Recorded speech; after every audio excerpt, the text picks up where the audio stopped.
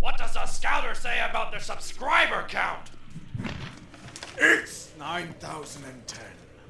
Wait, so you mean Yes, Nappa. It's over. it's over?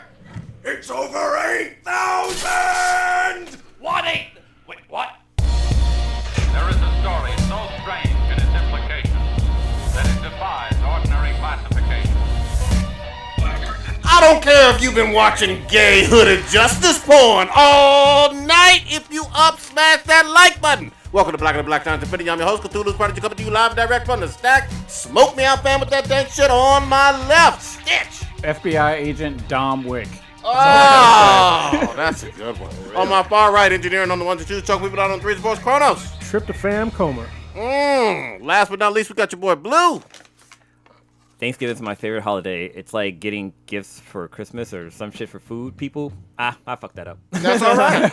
You brought pie. You can never fuck it up. There we go. Sweet potato pie. Hell yeah. It smells so fucking good, man. Old Ninja got held up at customs. Yes. Entering the country from Mexico. Trying to hire some cocaine up his anus. Trying to mule some some black tar heroin. Can't be using a 1800s fucking passport. Catch a Freeman gonna get caught.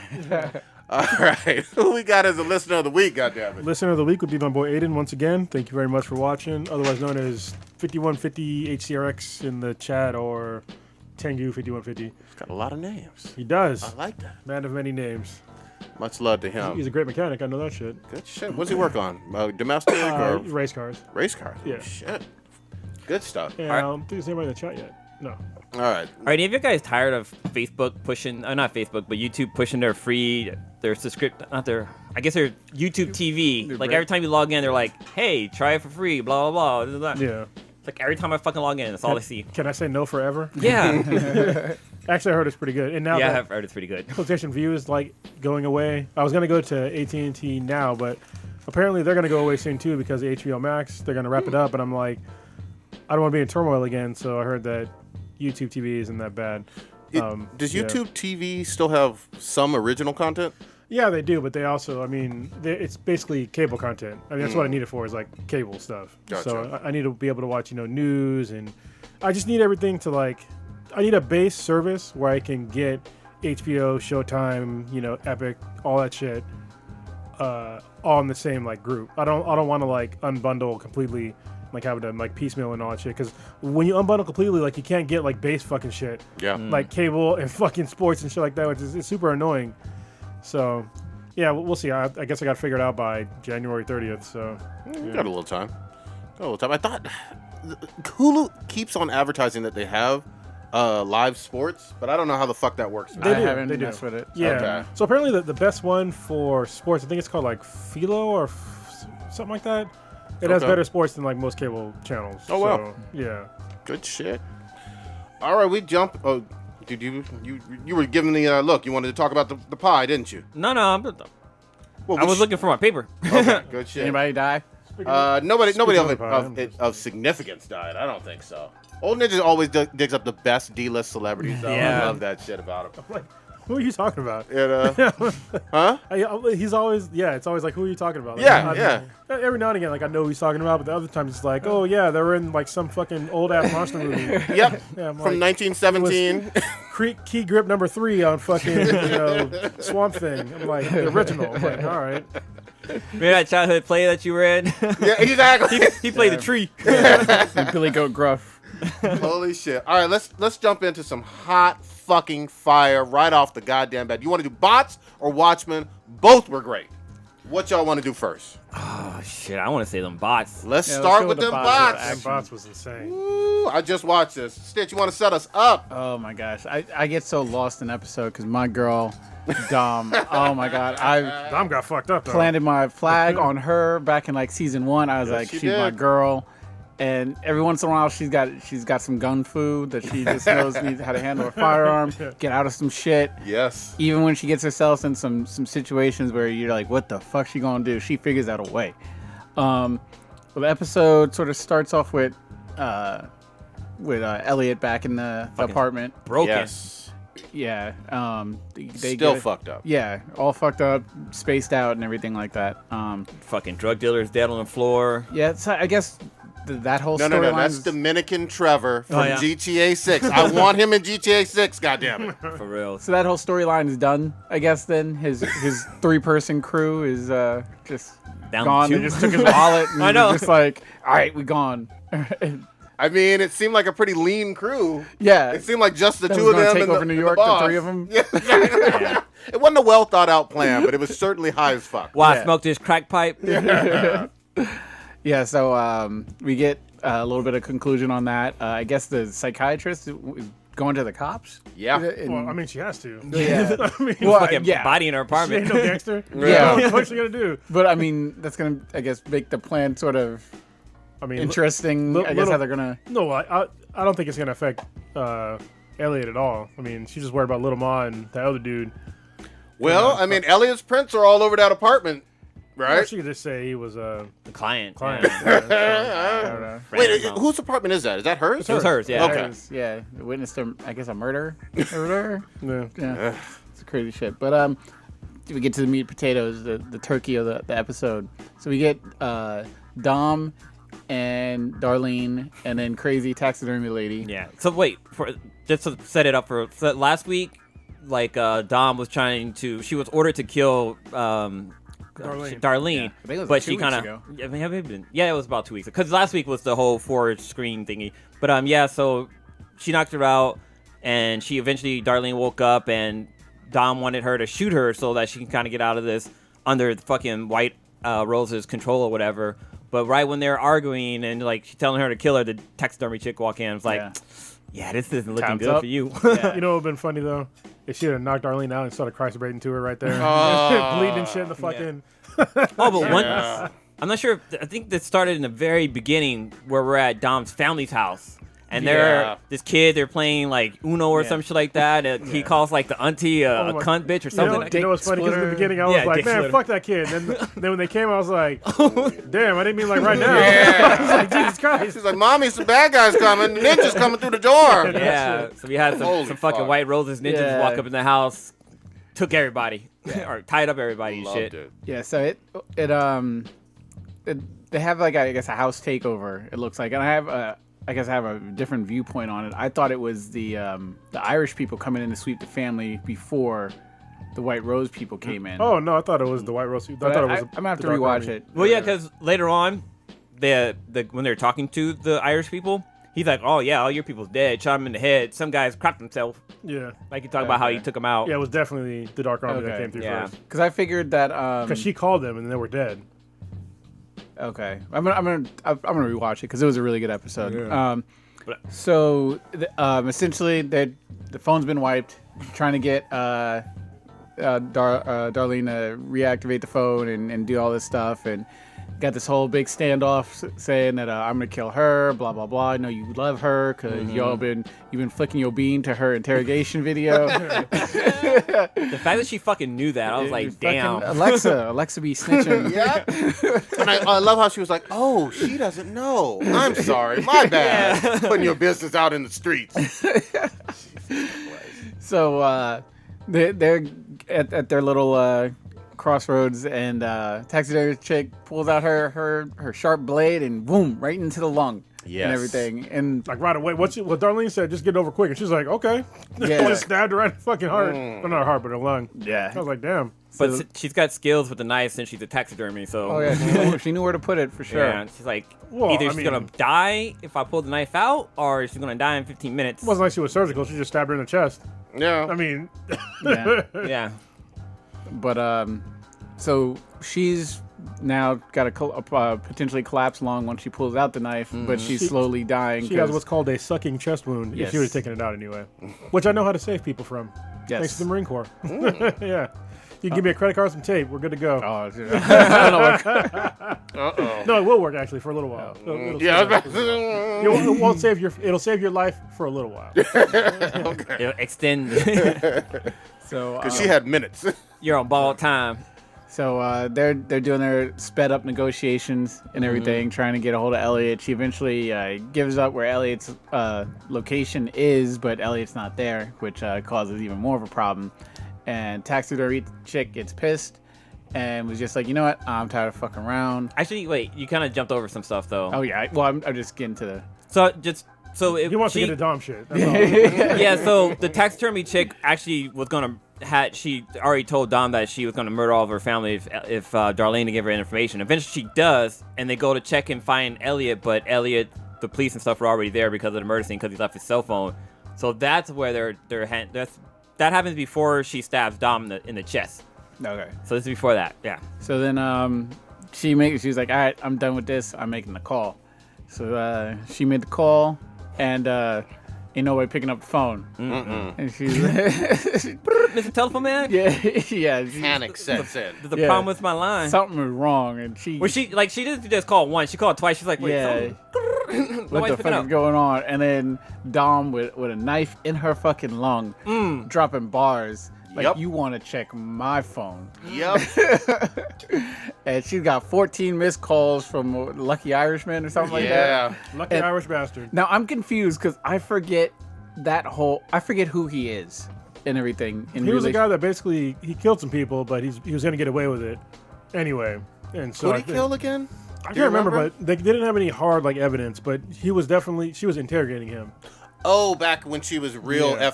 true in the FBI, doing only FBI shit. Yeah. Okay. Well, actually, I think she was probably part of the Dark Army still, but it was for something else, not connected to the Dark Army. So it worked out great for her. Yeah, Gotcha. I forgot. I had a little bit of remembrance, but I was like, I can't remember the specific details on who this dude is and everything. But he's just crazy Irishman or Scottish lad.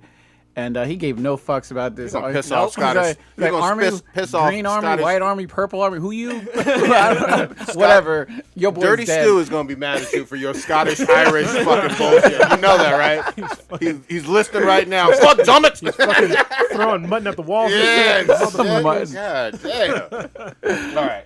So he gave no fucks about. Hey, hold on. Best damn network. Fuck Daniel and his pumpkin pie is better than sweet potato pie. Oh, Oh, fucking who bag the of fuck dicks. is in the chat talking blasphemy? yeah, we're gonna slander that person. That's like going in the hood saying the N-word, man. Yeah, it's like get stomped out. All right, keep going. Sorry.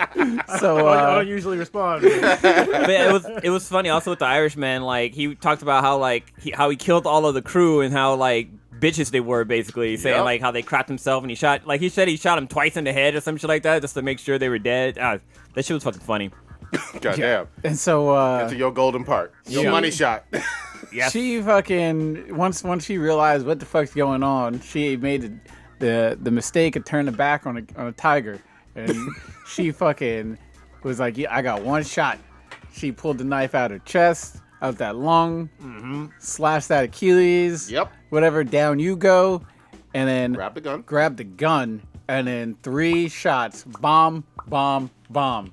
Dead, dead, dead. They were all headshots, right? Yeah, even with the Magic Johnson no look shot Yes. over the head. Yeah, Yep. behind her Pow. That was the one that got me. That was John Wickish. Yeah. Yeah. I started clapping. I did too. I was stressed. My girl had a fucking knife in her chest. I knew it wasn't a dream sequence. Yeah. It's the last season. I was like, oh my God, my baby's going to die. Yeah. I lost fucking, what's her name? My girl from Game of Thrones a couple years ago. Oh, yeah, that hurt my heart still. Oh. I still pour out liquor to her. And I was like, She was bad, but was she badder? I liked from the Red Wedding Girl. The one that was getting married to. She was bad, too. Brunette? But the girl from Game of Thrones, I can't remember her name. She knew the power of her pussy. Cause she did. she conquered that little boy and was just did. like, we are going Oh, to be. you're talking about Natalie Dormer? Yeah. Yeah, she's bad as fuck. I don't even know why she's that hot, but she's fucking hot as shit. She's hot. Yeah. Ain't no doubt. Yeah. It saves the day. But obviously, she still got the sucking chest wound now because the knife's out. Makes the phone call, finds out family's good, and calls for help, and hopefully she'll make it out. And tells her lickety boo. Yeah. Do what you need to do to save Elliot and all that. Mm-hmm. Damn, she did some heroic shit. It was good. She was good. She's gonna be Outgunned. She's nominated for Golden Eggplant. I'm telling you. Yeah, I'm I mean, throwing her name I in the can't ring. argue against that this year. She Like going in circles. the fact that she took a knife out of her own fucking chest. She knows she's gonna die. She pulls a knife out.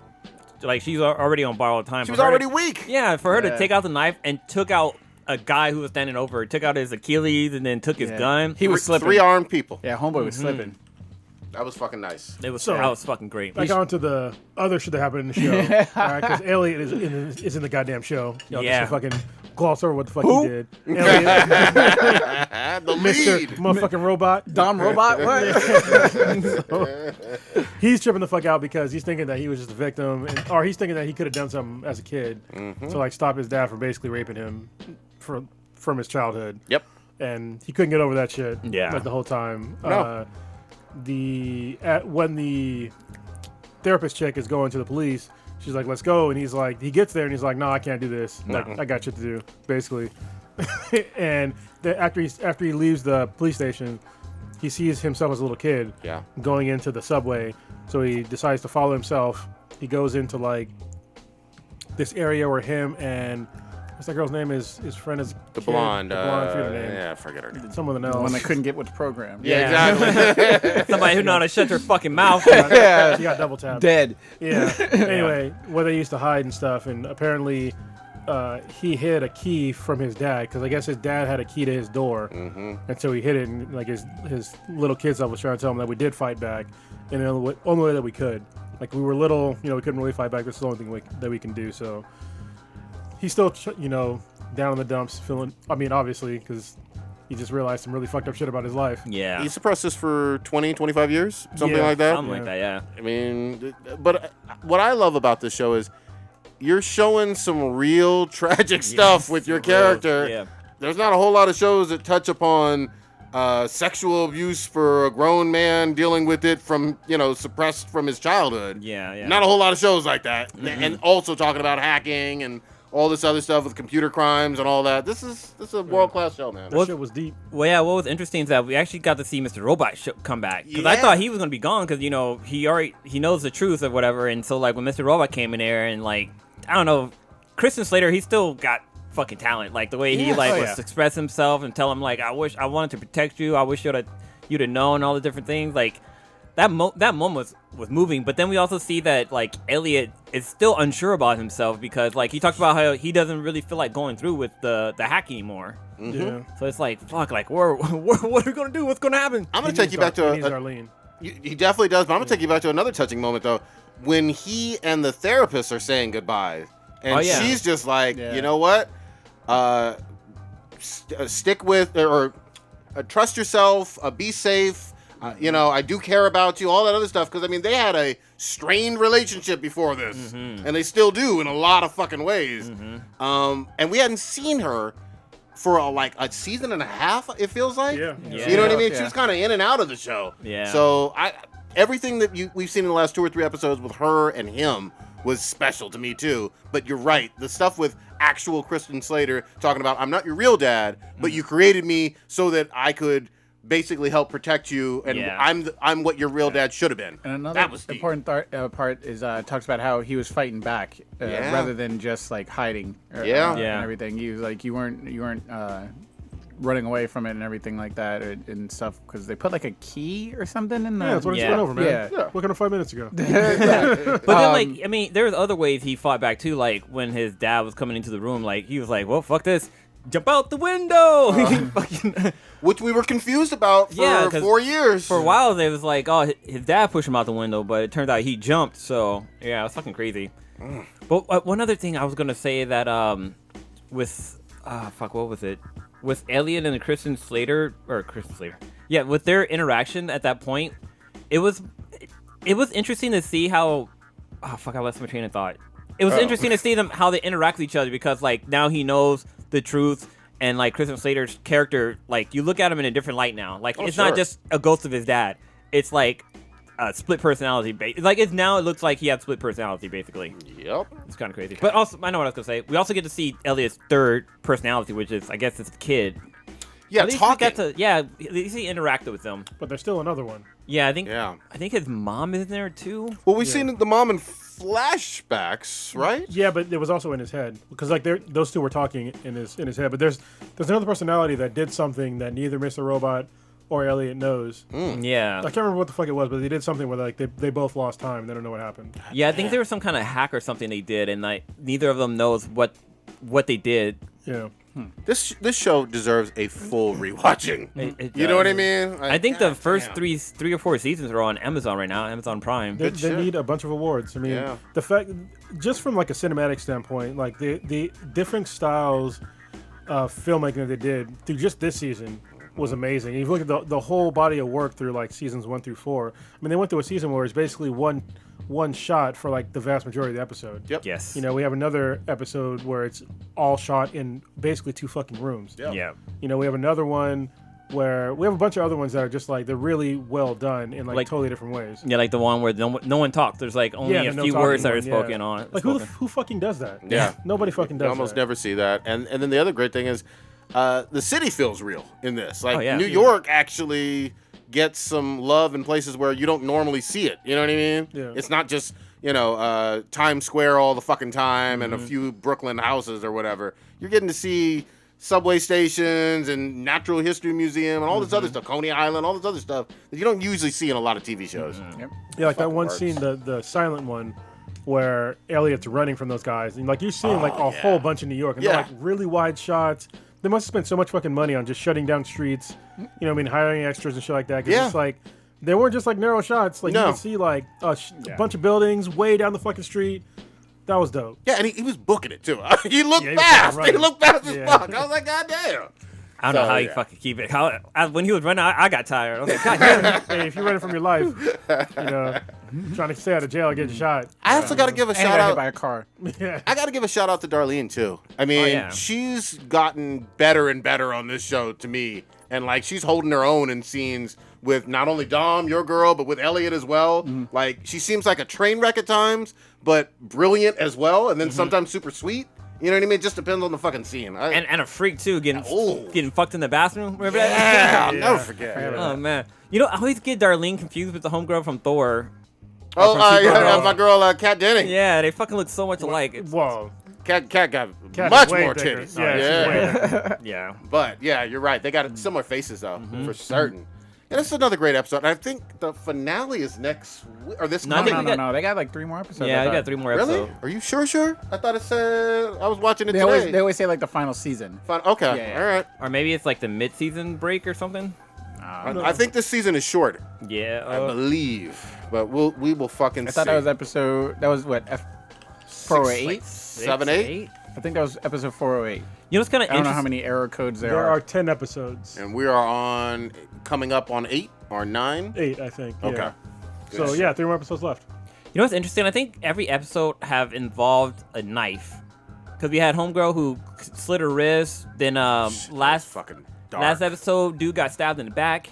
And then here, homegirl got stabbed in the chest. I'm trying to think of the other And episode. dude got his Achilles sliced. Yeah. Dead brained. Yeah. Shit was great. There have been a lot of knives this season. Yeah, you got a point on that. I thought Joey Badass was gonna save him. I thought so too. Yeah. I liked his cameo though. Yeah. He just seems like this cool ass I dude. just want to see him doing ninja shit again. Yeah, man, that's fucking great. Cutting motherfuckers up. I want to see him actually doing more acting. Well, I kind of thought he was gonna save Dom's family. Yeah, me too. Like I was expecting him to be on the phone. That would have been interesting. Yeah. That would have Yeah, been that'd a been pretty super funny. interesting take. So, everybody, all the way around, definitely Golden Eggplant Award worthy. Are we going to switch over to this Watchmen? This weekend racism. Wow! Wait. Holy fuck! So before we start, real quick, I'm trying to catch up. I just finished episode 2, and holy shit, dude! Listen, the way y'all guys described it on a podcast, watching a show, it's totally fucking different. Like I don't even know what y'all guys were talking about. like literally, It's gonna be good. Let me the first, listen to this. The first episode, I thought I was watching the wrong goddamn show. Yeah. Well, we told you in the beginning. Yeah. Well, no, like squid falling from the. well, no, boat. not that. It was with the whole like the I guess Tulsa the black riot? market thing, the Black Wall Street. Yeah, Black Wall Street, where fucking KKK was fucking just going around murdering It people, wasn't just dragging them in the house. KKK. It was not just. Well, no, KKK. it wasn't just them, and like motherfuckers were in planes, like bombing and shit. I was like, that would be the U.S. government. Yeah. I had to like, Accurate. I had to like stop and go. I went online to see like, what's the opening of Watchmen? I'm like, that's it. We literally talked about Yeah, that. but then like, yeah, when it started raining squids and stuff like that. But I'm still, I mean, I'm pretty sure you guys talk about that. I'm confused on the mixed race kids. Now you know where we were at. Yeah. Yes, there's a lot to Our head process. was turning to the side. Yeah, and then like homie hanging from the tree, and then homeboy in a wheelchair is like, I put him up there. Like, how the hell do you do that? I got powers. I might be Mr. Manhattan. Like, what? we literally find out. Yeah, you might want to step out of the room for a minute. Nah, I'll keep listening. But like, then we had like the shit out of what you just said though. Homeboy with all the clones with the fucking play going on, and to find out her stepdad is a fucking KKK member, and then Homeboy. This show is fucking crazy. So literally the last scene of episode 2 reminds me of fucking Bone Thugs and Harmony, because a dude from the sky comes and gets the guy and like goes away with him, because it reminds me of that part from a Blood Thugs and Harmony where they're like, you know, the dude. Did you call them Blood Thugs?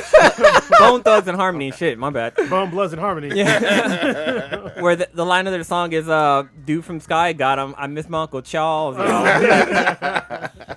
And he wasn't doing anything wrong. He was just sitting in the car. Dude, you got to catch up on this one, man. This is. Man. You know to. what you need to do, since we've seen it or whatever. You should live tweet it to give us your reactions or whatever. That'd be fucking gold. I'm like, oh shit, I know what part Blue's at. That would be fucking it's fucking crazy. Comedy gold. I'm enjoying it, but yeah, all right. Sorry, it's gonna fuck up like what you just talked about. No, there's gonna be some spoilery stuff. All right, so in the last episode, well, because y'all guys told me the first 2 parts and it didn't make any fucking sense to me. But yeah, right. Okay. Well, but now it's fresh in your fucking mind. Nah, okay, go. All right. I want to fucking know, man. So at the end of the last episode, Sister Knight. Sister Knight. But what's her fucking name?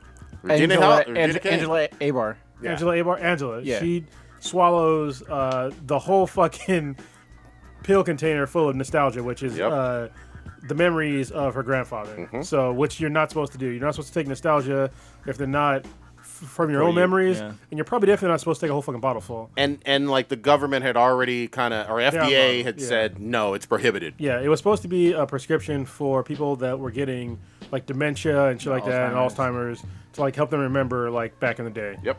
You know, but also, like I already said, you're not supposed to take shit that's not from yourself. So she ate them all, and everybody was like, "Oh shit, this bitch gonna die." So Peace out. They throw her in jail, and they're trying to get her to sign a waiver to get her stomach pumped. And right when they're trying to get her to sign it, she starts fucking tripping out and starts seeing shit from the past, and like starts seeing basically what her grandfather, all of her grandfather's memories, kind of like some of them are out of sync. Actually, no, I think they were mostly in sync, but some of them just didn't make sense. Yeah. It showed him being a police officer. You know, it showed him basically people telling he decided to join the police force because of one other black guy that was on the police force. And it was funny, it was fucked up because they were giving out the badges to all the people.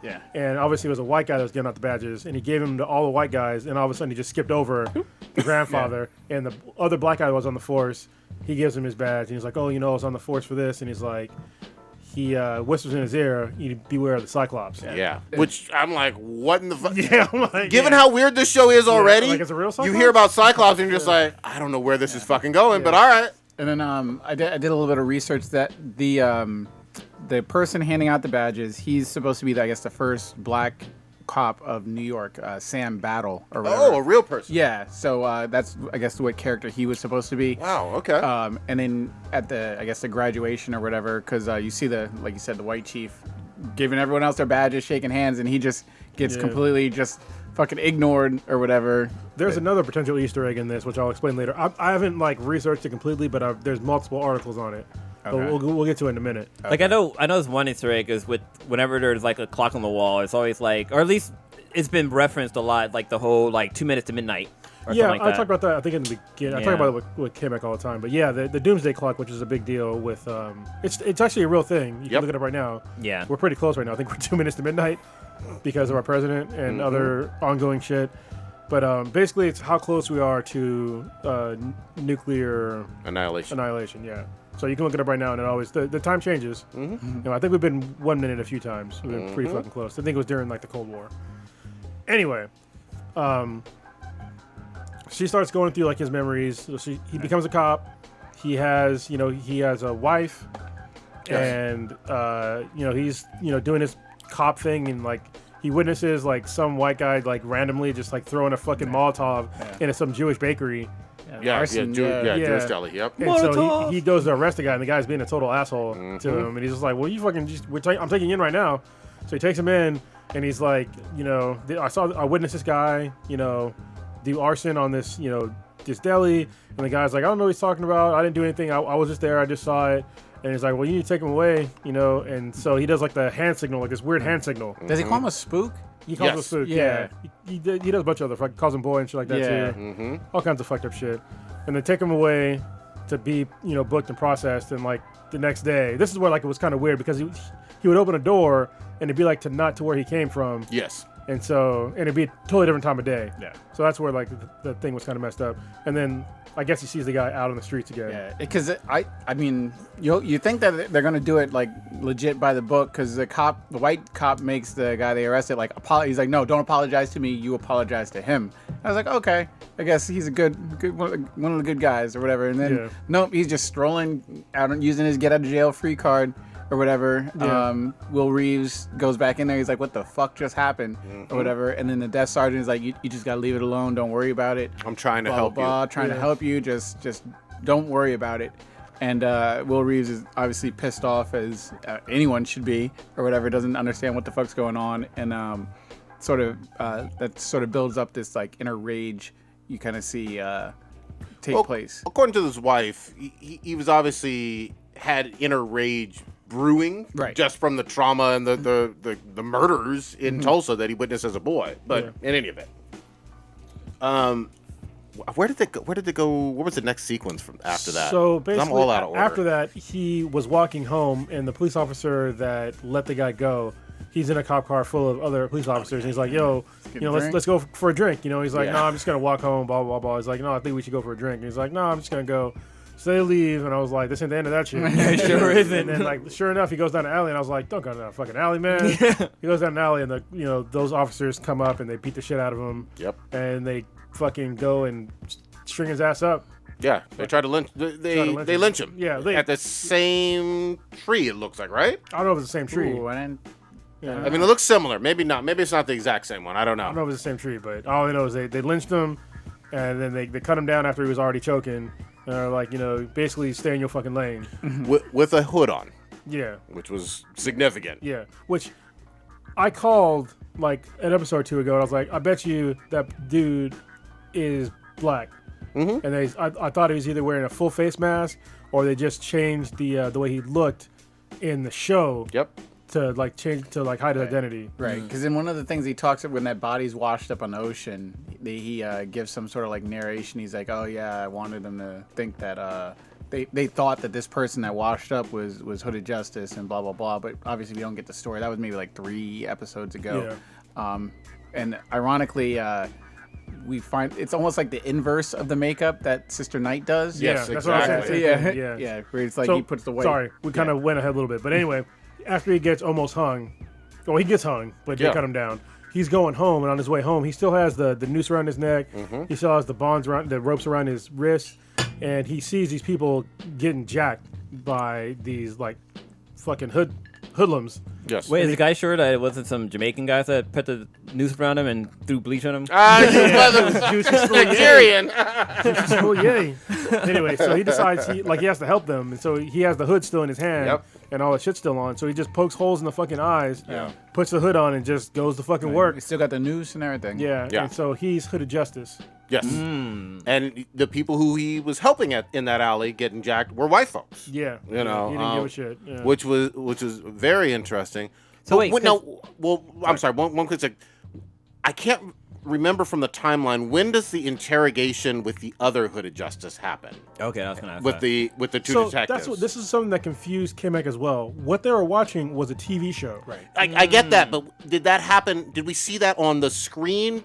Yes. After this? Right after this? No, it was before this. Okay. That was before. Okay. Yeah. So the movie version of the Hooded Justice Hooded or whatever his name is white, but the actual character was black. Yes, but okay. So what happens is after he goes home, and he's he talks to his wife, basically has to hide his identity. They can't know that you're black. Yeah. So he puts on makeup to on his eyes, to make him just right here on his eyes to make him seem white. So it's basically the inverse of what. Okay, I got you. Yeah. So his eyes look white, but it's black dude. But the TV show version had some interesting stuff in it too with that interrogation, because they were talking about real people like J. Edgar Hoover, from the FBI and whatnot, and they knew that he had a gay affair with who was Like it? some patriot dude. Somebody, some other hero or whatever, and they were going to blackmail him. The cops that were doing this Yeah, I can't interrogation think on of the the TV name, show, I guess. Anyway, basically he does some Dom shit and breaks out and busts up both of them. You know what I mean? But again, that was in a the TV show. interrogation room. And I think that's what confused like a lot of people. Because I know it confused K-Mac, but I was like, I knew it was a TV show because when they panned away, the police officers were watching the TV show, and I think it was like their way. It was of, on the like, TV. Yeah, it was on the TV because like they literally show it like the camera pulls out and it turns so you can see it like they're watching a TV of these events. Well, and then They whitewashed a lot. They sort of took what actually happened and they kind of adjusted it for fit for TV and kind of plugged in their own sort of narrative behind stuff. However, we do, at So it least was my real. perception is that he was having Captain Metropolis. That was the Something guy's like name. that, yeah. He was, I guess, sleeping with Captain He's fucking him, Metropolis. yeah. I forget who was fucking who, but they were romantically involved. They linked together and joined the Minutemen, which is almost like this sort of 19 whatever Avengers crew. Well, they figured out who he was Right. because I guess Captain Metropolis did, and he asked them to join. He said that there was a bunch of other masked heroes that were inspired by him because he was the first one, and they were asking him to join. He thought it would be good for him to join to like help inspire other people. So that's when you come to your part. but for the TV show that the cops are watching in like the station on TV or whatever, that seemed different from, I guess, was there a porn parody with the Looking Glass that he was watching the previous I week? think there was a porn parody Because he was watching gay porn eating beans. I know that. That shit was weird as fuck. I was like, wait a minute. And this is before we know all of this stuff. Well, actually, maybe it wasn't because he never took his hood off. You think that would be in the TV show? Maybe he was watching. I mean, he was something getting like- boned by the dude. I was like, whoa, hold on. Well, he was fucking the guy, but he never took his hood off. Yeah. So that's what's interesting about that shit. Anyway. Yeah. Okay. Wow. It's lot- all over the place. lot to unpack. Yeah, it really is. But then when So we find out they have a pretty much Hooded Justice wants to go after the Cyclops organization and everything. Captain Metropolis is like, yeah, we got you, bro. Whatever, keep slinging that dick to me, and we'll go. We'll take care of your black people problems or whatever. Like, yeah, for sure. I will definitely advertise your mixtape. yeah. I like how he goes into his house with his wife, meets them both, and is like, come with me. I want that booty. Basically. Yeah, was that song Backstabbers? They lie to your face. So then they're at the press conference and he's about to like kind of talk about the whole his black agenda and everything, and he gets out. He's like, "Nah, baby, we talk about that later, not now or whatever." So He came with receipts too. yeah. So it finds out that Hooded Justice's sort of mission is kind of getting brushed under the rug. Yeah. And eventually it just kind of gets played off as not even important, like Captain Metropolis.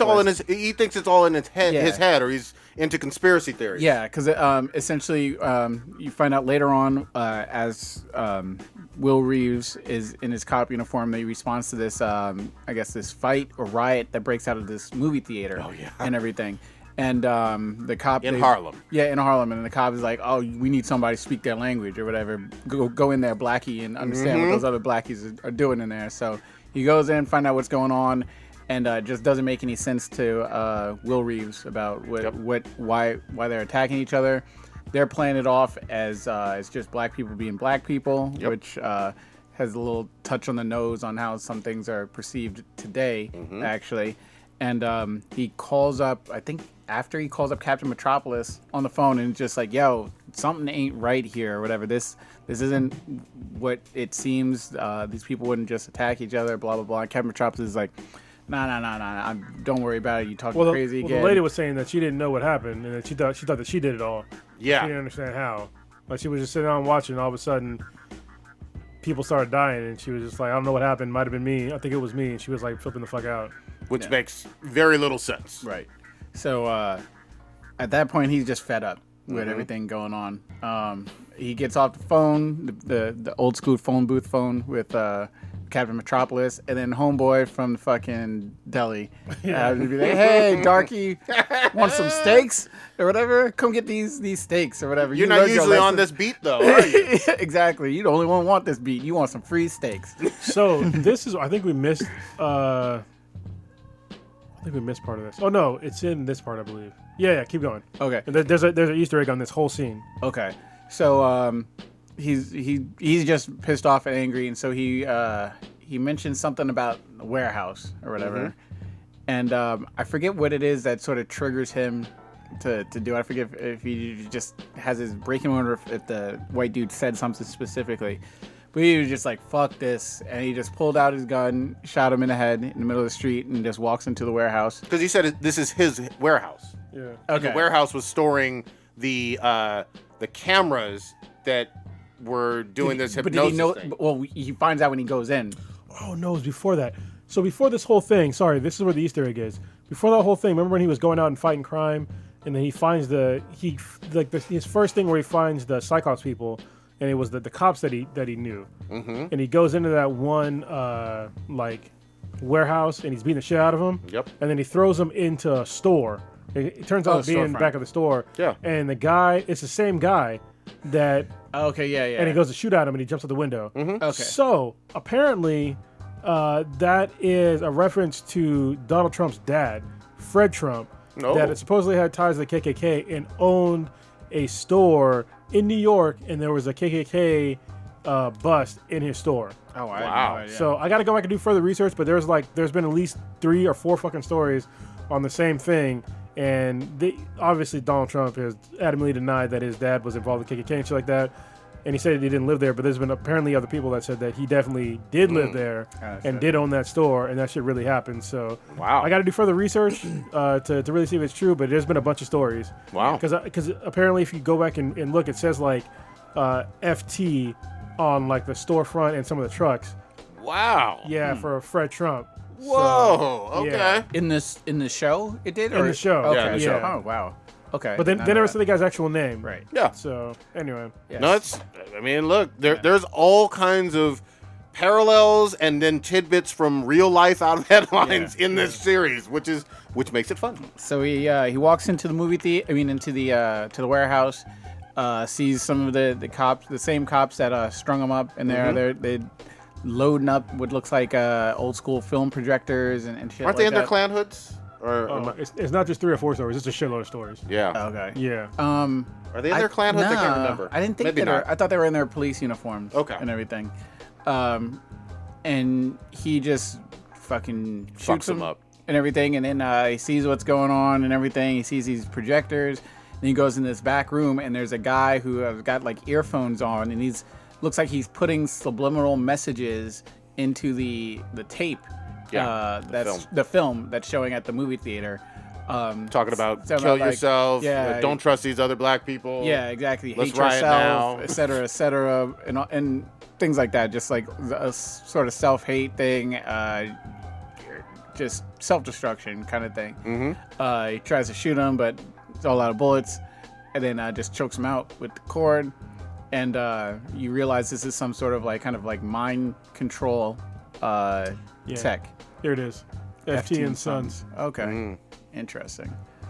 So then we get that whole discovery, and then it fast forwards to the Will Reeves in the wheelchair with a flashlight, sitting by the side of the road watching the chief of or whatever, the chief that died a couple weeks ago. Don Johnson. Did you explain about the hypnosis thing? Yeah, with the subliminal messages and but he looked like he got the book, and apparently he's just I forgot about the book. Yeah, it's a book about mesmerism. Yeah, and then the projectors they were using had special crystals in them. When he went in and basically killed everybody, they were taking crystals out of the projectors, and they were actually on the table. Yeah. So that references the flashlight. Oh, okay. So we find out, I guess, that technology was used when he was in the wheelchair to get the chief to abide by him and Hang himself. and everything. okay. Strobe light, basically. Yeah, he laid out the spike strip. Well, yeah, because I remember when he everything. gets out the car, the strobes yeah. and shit are going on. Yeah. And because it's weird because he's not completely. He's submissive, but he still has a little bit of like free will to answer questions at his own thought. Yes, but he also turns it off. Okay. He turns it off to have a quick dialogue with him, and then says, "Hey, it's time," basically, and turns it back on. That's where I was a little. I was trying to understand like the power set of it or whatever, because the guy was still like standing there, and he realized like he was just like kind of like hypnotized in his like trance and stuff, and he's like, "All right, hang yourself," or whatever. So he gets homeboy to push the wheelchair over to the tree, then That's takes the massive. rope and then hangs himself and everything. Wow. And it was just like, holy shit. There was one other quick thing that we have to talk about in the flashbacks themselves. So, his wife left and wanted to go back to Tulsa. They also had a kid. Yeah, Yes. they have a boy, and that's a important. great point. Yeah. The son is in the mirror putting on the white Hooded Justice makeup, and it pisses off Reeves, right? Yeah. Quite a bit. And he has a big fight with his wife over it, and the wife is just like, "All right, I've had enough. I'm going back to Tulsa. I'm out." And he's like, "Fuck that. I'm not leaving New York. I'm not going back to Tulsa. There's too much heartache over there." So that was the split in that family, and possibly one of the reasons why Angela really doesn't know her grandfather. Yeah. Yeah, because I'm at the point where she finds out that the guy in a wheelchair is her grandfather, and she's like, I don't fucking believe this shit or whatever. But yeah, it explains a lot. Well, so now you got spoiled. I mean, I knew he was her grandfather, just learning how they were separated, but I'm still trying to figure out about the goddamn kids. You're gonna see a lot of weird Oh shit. yeah, that don't make yeah. sense. The kid stuff actually makes a lot of sense. Yeah. You still don't know about the white knight We and all haven't that gone stuff. over the White No, Knight no. yet. That's gonna be interesting to see how that plays out. I mean, we did talk about it, but you probably forgot. Yeah, I probably did. Which is a good thing, because Yeah. I know you're going to get caught up over this Well, long I'm still trying to fucking- figure out, like, the guy with the chrome mask, like, what's his fucking deal? Oh yeah, they explained him too. Looking Glass is a fucking trip, man. Because I watched that episode right before, or a day before watching this latest one, and I was like, God damn. I think Marigold should be his name. Yeah. You know my name is looking. You know that's my right. Yeah. Well, that old that woman has to be old Dom then. You know what I mean? Yeah. She's an FBI cougar badass as well. That's Silk Spectre. Yeah. So I mean, she was a hero. Yeah. She can say whatever the fuck she wants. So Was that the actual woman, or is that the daughter? I keep having to. It's the daughter, but both their names are Silk Spectre. Technically, Okay. I went over this before.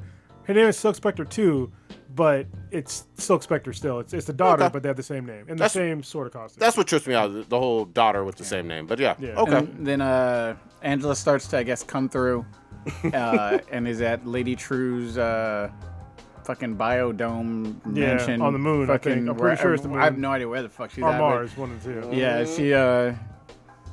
Well, what's her name's there though? The cop chick is there. Cop chick. I mean, Grandma Dom. No, she's not there. She's not there. She was at the jail. Yeah, but she Oh, was not okay. with Lady True. Okay. Well, I figured. Well, either way, she had to get out in possession of fucking Angela somehow. So I guess. She's a trillionaire. She does what the fuck she wants. When you have a trillion, I mean, there are no, as far as I know, there are no public trillionaires. There probably are some out there that are, because there's people that are richer than Bill Gates and Oil money. Yeah, the oil money guys, they probably are trillionaires. But when you get to the T's, like, Jesus Christ, that's so much fucking money. You could buy out people's soul. I mean, you could offer pretty much anybody $1 billion with a B. Yep. And that's nothing to you. Yep. That'd be like giving somebody a fucking $1. You know what I mean? Just That's a trip. here, take $1. Oh, the other big reveal though, sorry, Blue, was that the senator who we've seen all this time is certainly in the organization, leading the organization with the side. That was 2 episodes ago. Oh man, I'm sorry. I watched it That's back all to back. good. Yeah, But yeah. yeah, that was a was trip. a- yeah. I was like, holy shit, you know. Anyway, So it's gonna be obviously interesting because now she's, I guess, out of jail or whatever.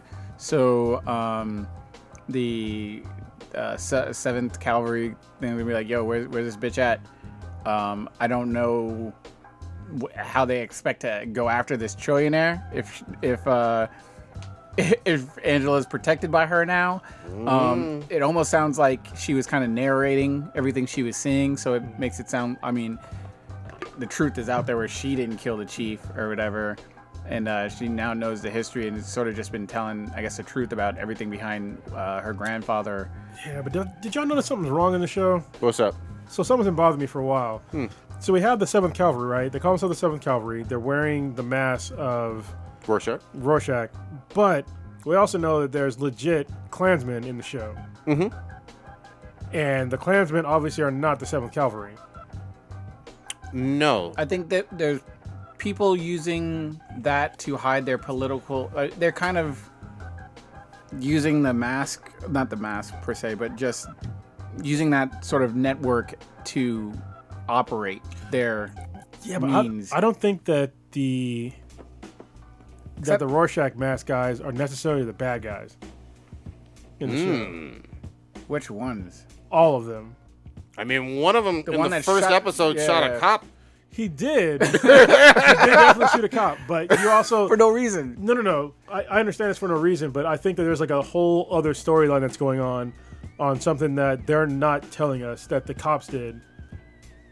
And that they're wrapped up in. They have the cops that are the cops right now have no fucking clue that they're wrapped up in all that shit. The chief of their fucking police force was a Klansman. Sure, but there's bigger conspiracies going on. There's no doubt. I wouldn't say that they're all totally innocent though. They're gonna have to get me something drastic for the. I think that there's something.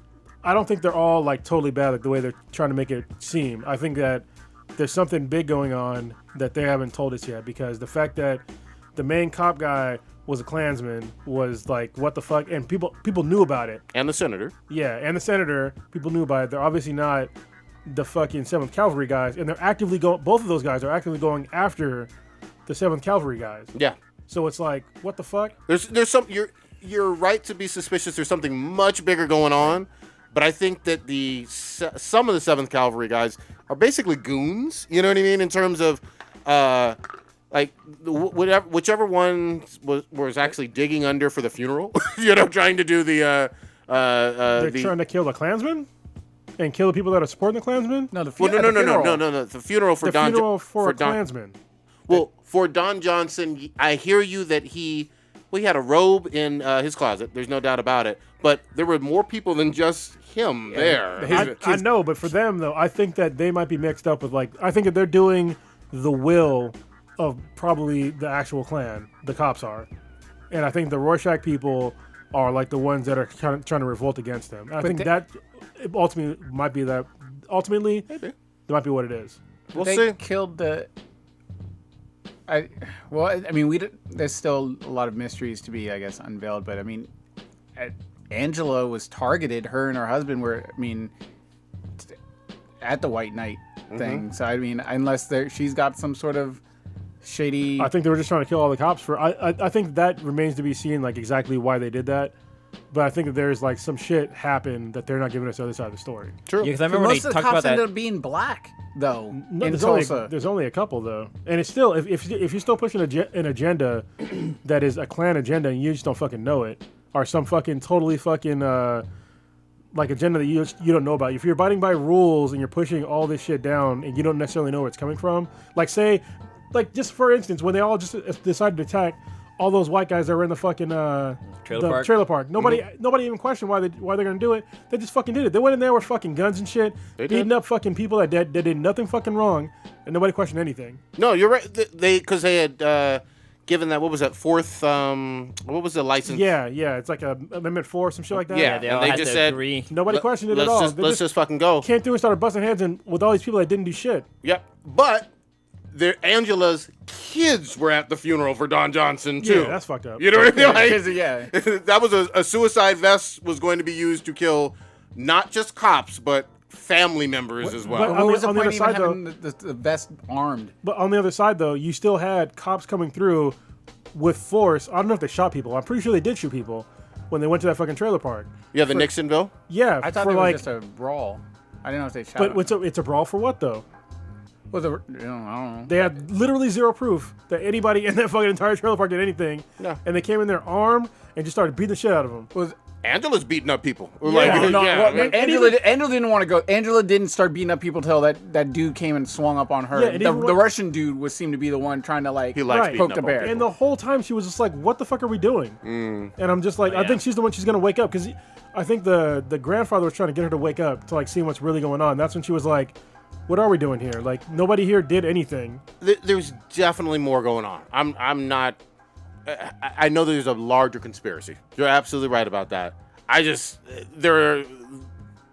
people on the Rorschach side that have done some foul shit. That's all I'm saying. Yeah, but I just think that so have other members of like society, especially the cops. Like like that one scene is a perfect example. They're not They're innocent. just like, oh yeah, let's go beat the shit out of him. We're good. Like, what the fuck? I don't know. Kind of jump into the first Essentially, episode. They orphaned so many. I mean, Angela's got 3 kids now that aren't hers. Yes. Yeah, but you don't know what happened before that. You know what I mean? Like, why did they do that? We have no idea why they decided to just go through and just shoot a bunch of cops.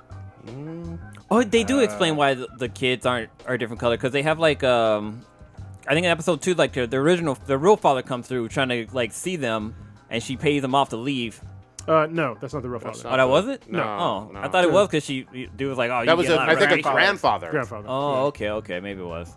But they're legally adopted by Angela and Black Manta. Yeah.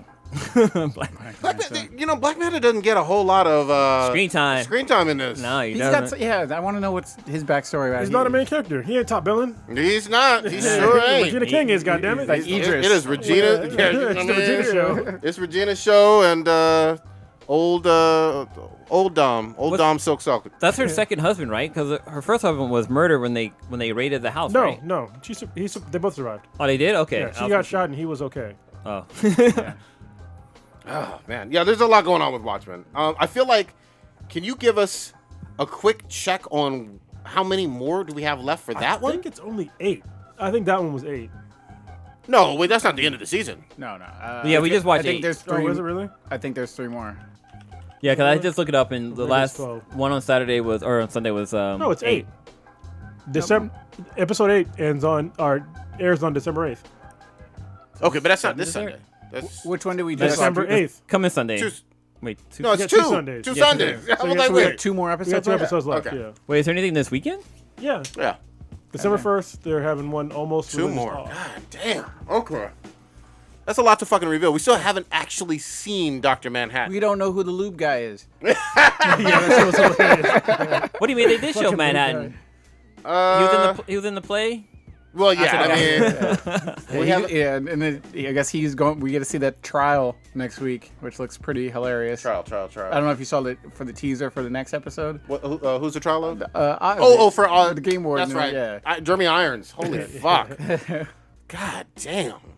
Yeah, and I love him in his traditional fucking gear with the gold. Ozymandias. Yeah, man. Yeah, everybody in the courts is fucking clone and shit. Yep. I was like, are they on the jury too? I'm like confused. The motherfucker set me on fire. God damn it. Yeah. God damn. Anyway, there's so much fucking going on with this show. I'm ready for these last 2 fucking episodes. Actually, I want to stick with TV just a little bit. I haven't seen I saw 2 episodes of The Mandalorian, but Oh man. is the third one's really good? Yeah, they're all really good so far. Okay. Like, I really Yeah. like them. Yeah. Everybody's seen 3 Yep. all the way through? I've seen 3. Yeah. Okay. I got better things to do. You're not watching it all. You're not, yeah, that's right. You don't fuck with He's any not trying to lose any more bets. God damn. All right. So what did y'all think of this latest one then? It's really good as like the old one. It's Fucking got- gun is badass. Yeah, that disintegration gun. Basically, he goes kind of John Wick in the fucking show, trying to protect little Yoda. Baby Yoda. Yeah, it was just I don't know. You want me to spoil it for you? It doesn't matter to me. I'll watch it later. Well, just watch it. I don't want to spoil it. It's good. So basically, he sells Baby Yoda, and then to get his new suit. Oh, okay. And then shit happens after that. He sells a baby for a suit. Yep. Well, he doesn't really sell. I mean, it was his contract, right? So there's a contract out to get either kill or bring back, or either kill and bring back, or just bring back live this certain object, and it ended up being like a Baby Yoda. Baby Yoda. Okay. Yeah, and so he decides Child to trafficking. Yeah, he decides to not Your kill labels. it, even though he meets up with another bounty hunter, tries to kill it, he just kills the bounty hunter, and then he brings Baby Yoda back, and he gets this special metal that basically makes the Mandalorian armor, and apparently it's super rare. So he decides to just take the money or take the metal, and then he goes back and gets his new suit of armor made because his shit got fucked up by fighting this fucking big ass furry rhino thing. Yeah, That was great. And he got fucked up, and so he gets like his new armor made, and he decides to go back and save the baby because he does some research, and he's like, oh, they're basically going to take the baby apart for like because it's a fucking Jedi baby. Yeah. So I'm pretty sure they're trying to extract the midichlorians from it. For something. Ooh, okay. Yeah. That would make a whole lot of sense. So are the Mandalorians? Are they friends of the Republic? No, they are not. Bounty Oh, hunters. the Republic or Are the good guys of the Luke Skywalker crew? Of And the shit? rebels? The rebels. Yeah, rebels. Yeah. Rebels. They're sort of. I would Yeah. think they would be kind of in the middle. Yeah, like, they're in the middle. Well, they're definitely anti-Empire. Yeah. Especially in Okay. this episode because they were like, this fucking metal has the the Empire stamp on it. Yeah, Fuck yeah, that. And see- he's like, what's my shit, bro? Yeah. like make this fucking suit. Yeah. So. The motherfuckers are going at it too. And they showed a bunch of different Mandalorians because, like, when he brings the metal in, everybody's following him in. He's like, "What you got, dog?" Yeah. And so he. I thought they were about to jack him for his I shit. thought so too. I Well, was that, like, that one damn. fucking big guy almost did jack him. Yeah. Yeah, shit almost went down. They brought out their fucking crazy ass vibrating knives and shit.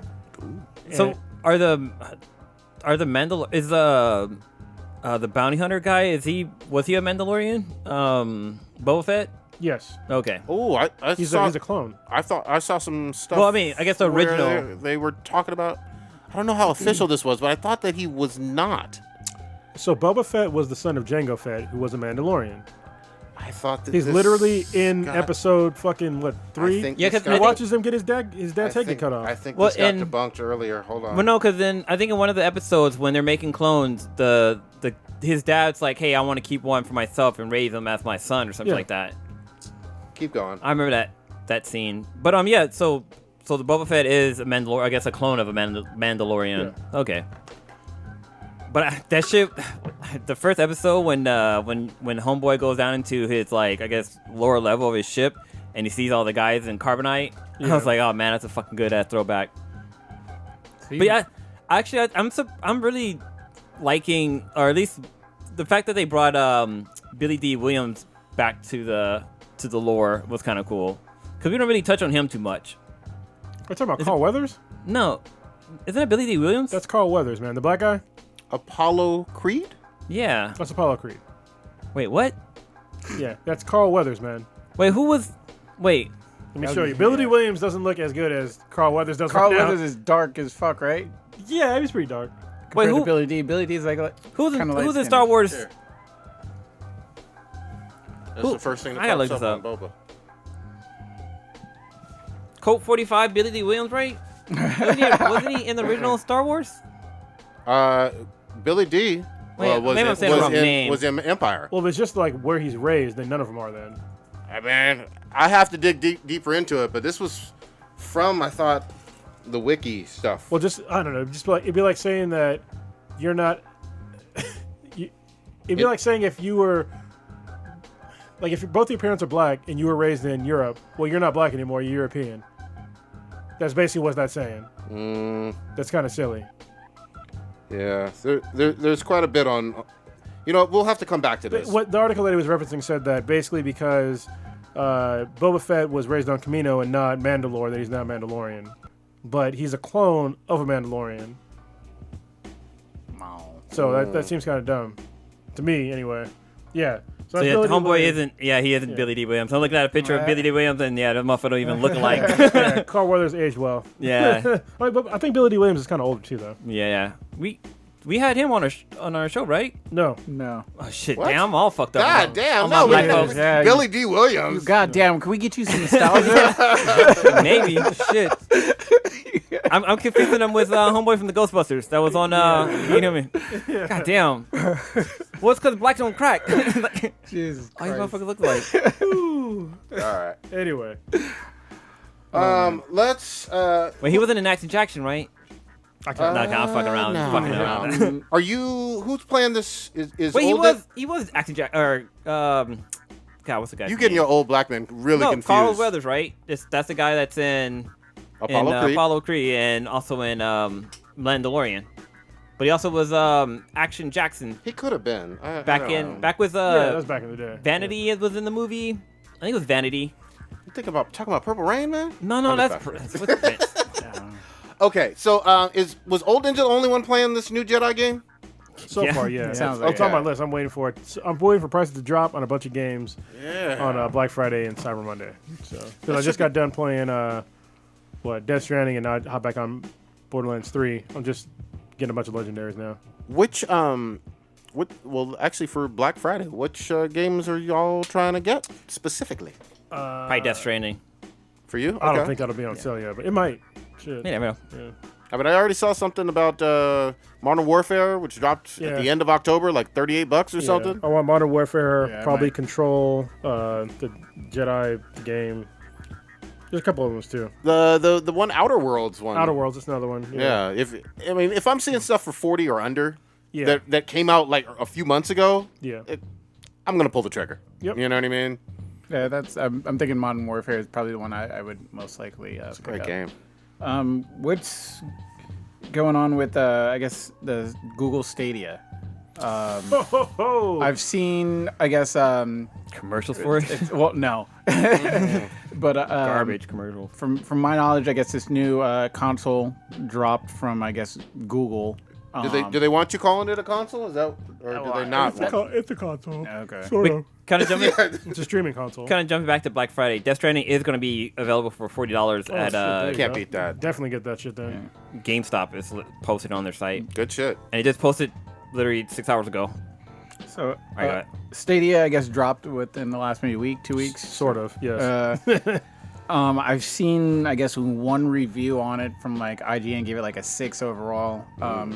It said that I guess they still got a lot of problems. There were some things that were okay about it, but it just doesn't seem like, at least from my point of view, that Google is promoting it or putting like a full effort behind getting people to buy it. Or I'm so confused on this like not even the half-assed problem. kind of like. I heard about it for a while now. Like, it was a big deal, I guess, if you're in the tech world, because I mean, we've had a bunch of different other manufacturers. This is not the first streaming console, like, not by far. There's one called like the Phantom, or there's a couple other ones back in the day that they just didn't come to fruition for the main reason is bandwidth. So anytime anybody wants to come out with a streaming console, I'm like, okay, but you have to remember there's places around in the United States that don't have the best bandwidth. You know, the best bandwidth, you might as well just not get it because Yep. it's not going to play well. But one of the two of the big things that I've been seeing a problem with is that, first of all, people were not getting the hardware that they pre-order, and the second thing was that even if they did get the hardware, you had to have some sort of code from Google to be able to play anything. And Wait. people were getting the hardware and not the fucking code, so they couldn't play shit. Wait, hold on. Let's back up. I want to make sure I get this because it seems really confusing with the messaging. Is it? I've seen the controller itself. Is there a physical box I think you can stream it through your PC. through any PC? Okay. Yeah, and I think there's I think there's an actual physical box, but you stream it through your PC. Okay. So But it's obviously not like a service like Steam or any of those others. I think there's a physical one too, because you can play it on your TV. So they have a physical like Stadia box. Okay. Show me what this box is looking like. And you can buy these boxes in GameStop, Walmart, Targets, and all that, or no? Well, you had to pre-order it through GameStop. Let me see. Well, I know right now on YouTube, Google's fucking advertising shit like crazy because like every other commercial I see is for this unit, this box. It has Show me what the box looks like.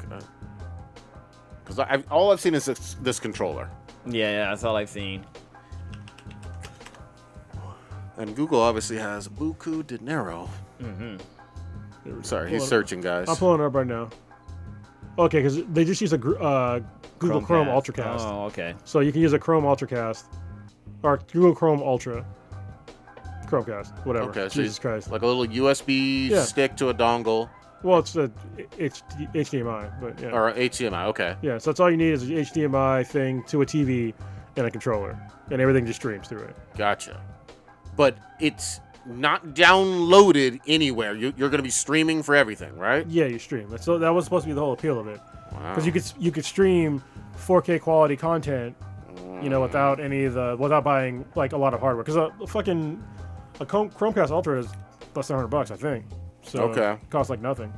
But are you hearing in the tech world that this doesn't work as advertised? Well, there's just problems like what I mentioned. A lot of it had to do with codes. A lot of it had to do with lag, because there's like videos of someone like pressing like the space bar to jump, and like literally a second later then it would jump. Like you can't play a game like that. You know what I mean? So yeah, just like the code thing is what I saw was like the main one. Is just like people were just not being able to get the codes to play games, and obviously the lag and shit like that. So I mean, it's kind of what I thought it was going to be. You know, when they first announced it, I was like, you know, you can say all you want about streaming games, but listen, if you don't have the bandwidth, it doesn't really matter. Especially when the infrastructure is another main thing. But Google has these brilliant people. Why is this like? You can have the most brilliant mind in the world, but you're never gonna have a brilliant mind that is going to overcome, you know, a 2K fucking bandwidth. Yeah, I know. I'm trying to say in terms of why do this with such a poor execution of the idea, and then have your reputation tarnished in terms of this, not the Google brand, but this actual. Well, it is Google brand. I mean, it's tarnishing their brand. Yeah, but sure. I mean, but you know how Google Plus failed and fizzled, and that didn't hurt Google. This can succeed or fail, and still Google's going to be a $1 trillion company or whatever. Yeah. But Stadia as a brand with a foul launch, it's getting 6 on IGNs and people talking about it not working very well. That's going to hurt this as a brand, a new IP. Yeah, I mean, definitely will. But I mean, they still have time to fix it. They still have AAA games on board. They still have a lot of games out there that are developing games and games that aren't right now that are new titles. So we'll see if they can fix it. It's pretty hard. The gaming community is not very forgiving. No, especially when it comes to like the way shit basically works. Yeah, being able to press a button and have your character move from point A to point B or shoot something. Just like Come on. Yeah. And especially with games that we've seen on PC and on PS4, Xbox, Switch, whatever, that worked. Yeah, there's been I can only think of one game that actually fixed problems, and that was major problems, and that was No Man's Sky. And that is the only one. And they made huge mistakes, but they've definitely fixed the vast majority of things that they did. And there's actually a new Synthesis comes out tomorrow, which is going to change the game again. So other than that, I can't think of any other fucking game or any other fucking console for that matter that has made huge mistakes that have come back from that. Usually you don't come back from that. That's it. I mean, I will say, we've talked about it multiple times. The other huge example is Fortnite doing the whole PvE stuff and then switch it up to the Battle Royale. Yeah, but they also switched up to free. I mean, that's a huge distinction. It's nobody was buying the game. Nobody still bought the game because it's free. Yeah. You know what I mean? Yeah, but that was a huge turnaround. But anyway, I'm not feeling great about this one. It doesn't seem like it's getting a whole lot of buzz. I don't see people raving about it. I don't see people proud of their controllers in line anywhere. I don't get this. I didn't even know it was out. Even with the ads and stuff I've been seeing, I thought it was coming soon, but apparently it's out already. Yeah, it's $129 for the controller and the Chromecast. So I mean that's dirt cheap. Yeah. I guess is it just a subscription service, or do you pay per game that you play? I believe, yeah. It's like you pay for renting a game or whatever. Yeah. Well, no, I think you buy it. Actually, I don't fucking know. Let me see. Because if you buy it, where do you store it? Do you store it in the cloud? Yeah, in the cloud. Okay. Yeah, I mean, look at the games that are out with it. I mean, Borderlands 3, Cyberpunk 2077 is coming out. Assassin's Creed Odyssey, Doom. These are AAA games. They are. These are out for it right now. Red Dead Redemption 2.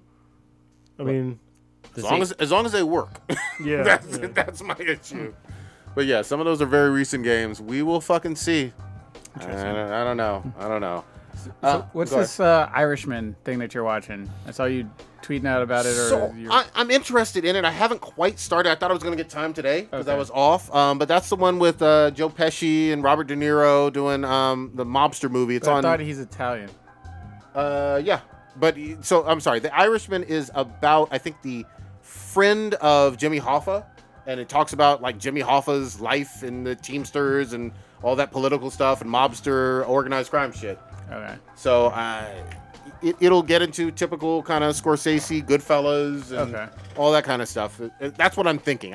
Just from the trailers. I haven't seen it quite yet. I'm going to watch the trailer then, I guess. Yeah, it looks fucking good, man. I mean, who doesn't want to see Joe Pesci busting people eyeballs out with a baseball bat? You know what I mean? He does that well. He's always done that fucking well. Factually correct. Is it on Netflix or? Yeah, it's on Netflix. It was in theaters briefly for like 2 weeks or some bullshit. Oh shit. It's a movie or a TV show? It's a movie. Okay, yeah. So, you know, it looks like it's going to be interesting. Netflix is heavily promoting it. It's at the top of the fucking featured shit with Netflix. So I'm going to check it out. Maybe even late night tonight or early fucking tomorrow. We will fucking see. Stitch, did you watch that Daybreak shit?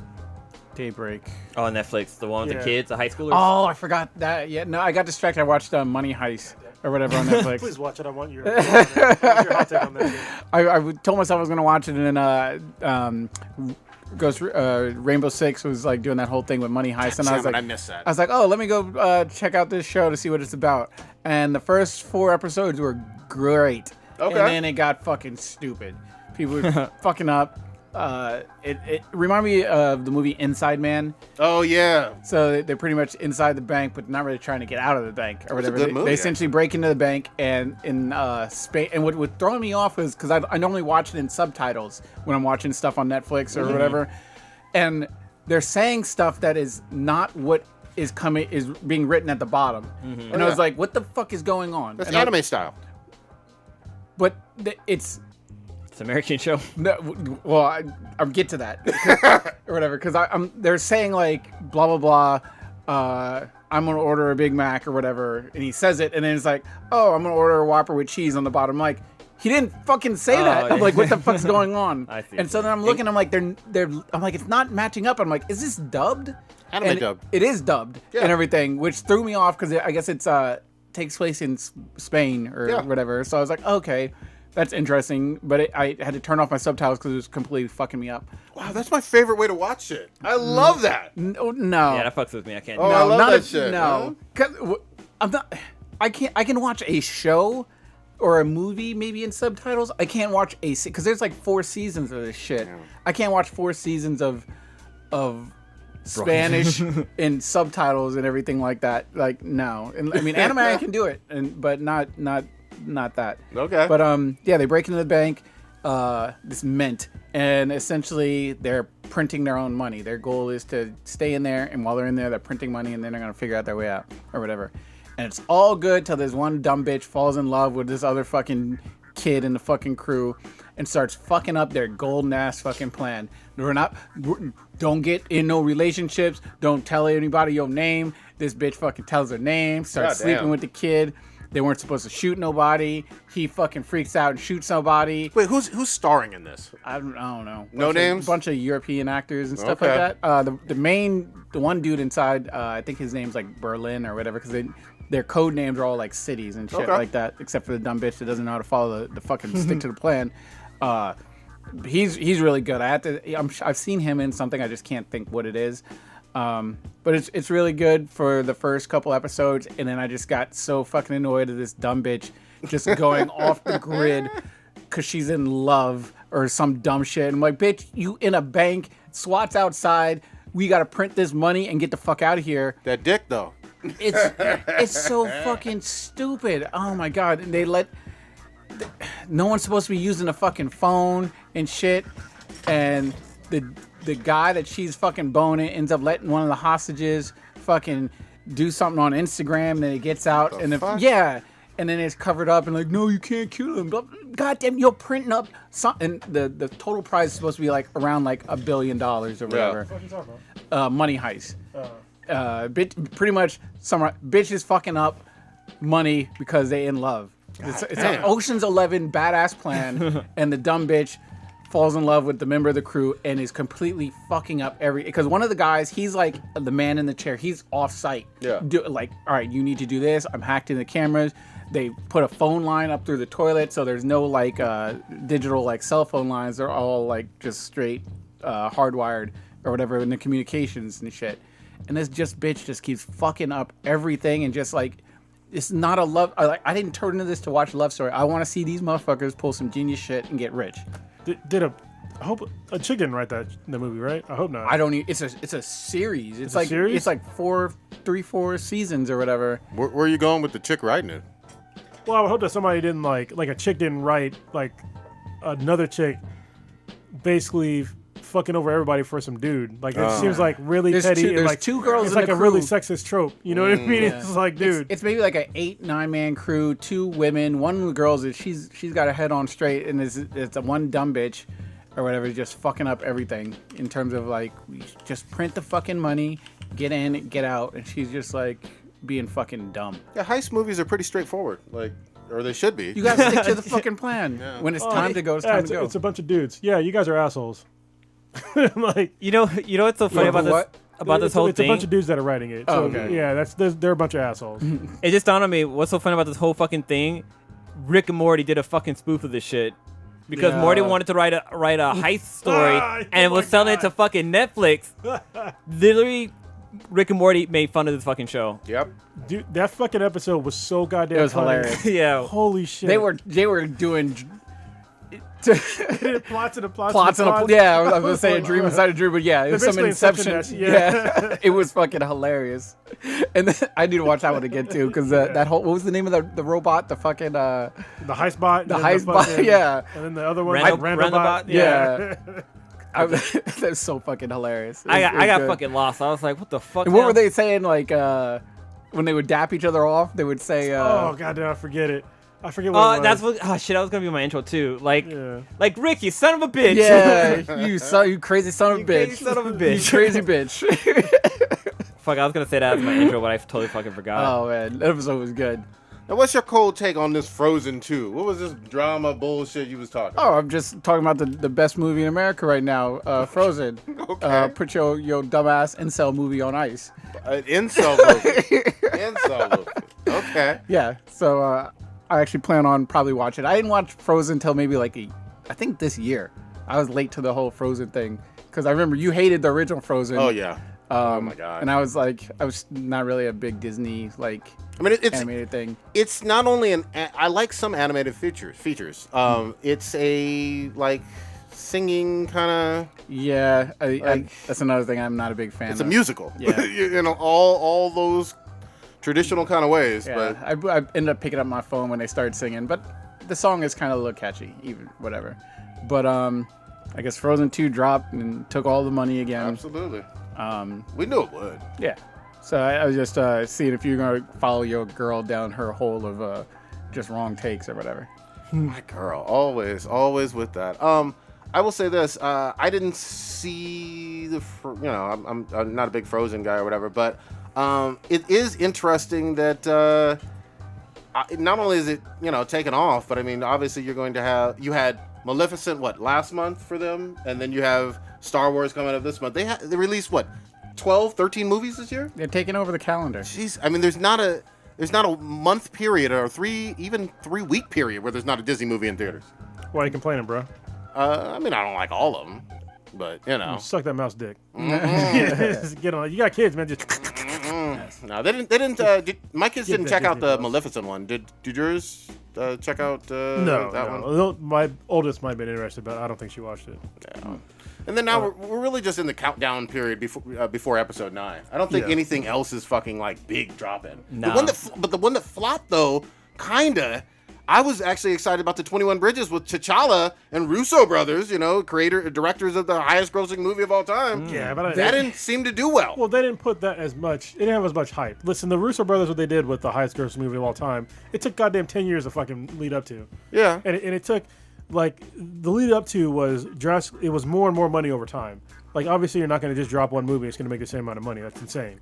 No, I'm not saying it's going. Nobody ever was saying it was going to make Endgame money. No doubt. But I think that name and having Chadwick Boseman, I think that they're disappointed that it didn't do as well. Yeah, I mean, they didn't push the same amount of money in advertisement as they did with the rest of their stuff. Like, I've only seen like a handful. I would see it online, an advertisement for it, but I would never see a TV. I didn't see any TV commercials. I would just see it pop It's up. been quiet. That's Yeah, it. I've only seen like trailers and before movies. Like actually sit my ass in a movie theater and watch it. Yeah, I didn't see any kind of TV ads for it. But then again, I don't watch much TV. Didn't he have another movie that got He had a Netflix squashed or something? Chadwick, because he had the 21. He had another one that was a bank, smaller banker or. This is 21 Bridges. Maybe there was I another think there's a one. movie called The Banker or something that that I think he's in that got. There was some sort of. I'm gonna look it up while 'Cause I'm not. I thought it was 17 Ninja. Crossroads. What are you talking about? Yeah, I mean, well, Anyway, let's rewind a little bit because we talked about the Rick and Morty episode, which was funny because Elon Tusk was in there. So I'm going to talk about some Elon Musk because it really was his voice, by the way. Yeah, really? yeah, it really was him. So I'm going to talk about the Cybertruck. Holy shit. go ahead. What? No, I'll come back to that later. So the Cybertruck got announced over, I think it was like the weekend, and I was fucking eagerly awaiting the Cybertruck. Seriously, I was. I was like, oh my god, this is gonna be dope because there's a company called Rivian that's gonna come out with a really nice looking truck, like Okay. a truck looking truck. All right, so the Cybertruck got like I'm literally sitting there with K-Mac and we're waiting for it to drop. And this fucking thing rolls out. I say this thing because it was a thing. I was like, okay, is this like a joke? Like, this looks like something that I would have drawn when I was like 8 years old, like on some Yeah. paper. Like, this is my supercar. And I was like waiting for them to just like smash it and like pull the real one out. And they had things that were like, oh yeah, look, it's bulletproof. Like, we're gonna smash the door. Look, it's not gonna do anything. And when he smashed it, I was like, okay, so now the whole thing's gonna shatter, and underneath is gonna be the real truck, right? Nah, it's just like, okay. And then they threw some fucking balls at the window and talking about how durable the windows are, and it shattered the windows. I was like, hopefully it's gonna shatter the whole thing. Yeah. And the real car's underneath, but no, this fucking thing looks so goddamn janky. And don't get me wrong, like, the specs are dope. The specs are really good, but I think they're really missing the mark on pricing with this thing. So it would be like talking about a woman who is incredibly ugly, but she has a healthy heart. You know what I mean? And her Yeah. cholesterol numbers are Yeah. excellent. It looks but she's real- ugly as fuck. Well, no, but it's real. And she get fucked like a champ. 'Cause, like the actual the specs and like what it can do, it goes faster than like most Porsches. Like like the highest priced one goes 0 to 60 in like 2.9 seconds, which is where I'm gonna kind of divert from like most of the fanboys how it's ugly. It's like, yeah, it's ugly, but I think they're also Tesla doesn't understand like what people want in a truck. Yeah. Like, Do you remember the video game Test Drive or Hard Drive or something like that? The arcade game, how it was all like polygons and shit like that. That's what this Yeah. fucking truck looks like. It looks like it just came out of that fucking game. it looks so bad. N64. Like, so the cost of the truck. So I thought about this before, like, too, but Doug DeMuro broke it down like way further. If you don't know who Doug DeMuro is, he's a guy who does like a lot of car reviews online, and he broke it down like even like on Better Numbers on how the Tesla numbers don't match up with like the numbers of like a normal truck, and they don't because like the cheapest one is like I think $40,000, but the cheapest one that's like $40,000, it can't even. It only tows like 10,000 pounds. And it's like, it doesn't go that fast, which it's a fucking truck, so trucks don't need to go fast, all right? And the shit they're actually getting with it, a comparable gasoline truck tows around the same, and you get more shit with it. So it's just like, and like the one that's like the most expensive is like 70 grand, and it goes 0 to 60 in 2.9 seconds, but it's like, nobody gives a shit if a truck goes 0 to 60 in 2.9 seconds. Like, they want it to fucking tow shit. Yeah. And make it fucking fall. You're gonna have shit flying out your car, your tailgate. or Ignorant whatever. ass question. Sorry to stop you, but I just want to make sure I get on the same page. What I saw didn't look like it had a bed. Did I miss So something? It does have a bed, but the thing Okay. is, okay, so when I saw it too, I was like, this is shaped stupid, and there's no bed. I saw the same thing, but so the back rolls up, so there's a bed. Oh, and it's it hidden. It looks real fucking slick when it rolls back. Okay. Because it's like a built-in like bed cover. I got you. And It's like oh shit. It looks more like a oh god, what's it called? A sports SUV or something like that. no, it looks retarded. It doesn't look like a sports SUV. Hold on, let me just show you. You know what? Actually, you know what it reminds me of? It was a fucking DeLorean. It looks like looks like that. Looks just like the color-wise. DeLorean. It looks like what an 8-year-old imagined in 1980s was going to be a future truck. Yeah. It's what, this is the real fucking truck. Like this, what the fuck? Oh, that's I how see- the, I the see bed the rolls back. out. I see the Okay. bed here. We had to make okay. a car in my drafting class in like 7th grade, and that's what it looked like, with polygons and fucking shapes, using a T-square and all that dumb shit. Didn't a few years ago, didn't Tesla release like a 18-wheeler that This is it. they built? No. Well, no, they're going to release a semi-truck soon. Yeah, because I remember that's when they re-announced the Roadster coming back. Yeah, and it looks better. So, yeah. that's the truck. Actually, they announced this too. This is an ATV. Mm-hmm. That's a Tesla ATV. That's cool. Which is pretty dope. But you see how like the dimensions are all kind of fucking wonky and shit. Yep. But like, so this is covered up normally, right? But Yeah. it rolls up into itself, which is pretty dope. And this extends by itself. So this is all built into the truck. It looks more El Camino-y than it does trucky. Yeah, it's El Camino. That's what I was thinking of. But it has the same dimensions of like Put a bet on it. F-150. Yeah, no, I hear you. It's deceptive because of the polygons. Yeah, but it's just like it's super weird looking. But apparently the one that's like 70 grand gets like 500 miles. But if you tow, you're gonna get way less than that. So it's just like, it's like I don't know. People. You know what's funny is that they said that I guess they got like over 100,000 pre-orders. Mm-hmm. But it's like, okay, that's actually not that much. No, it isn't. Given two things. All right, first of all, when the Model 3 was announced, it got like 250,000 pre-orders, and the pre-order cost you $1,000. Yep. The pre-order for that thing costs $100. Yeah. So people are just gonna fucking press that shit and be like, look, I'll pre-order the fucking Tesla Cybertruck. Yeah. And they're not gonna fucking get that shit.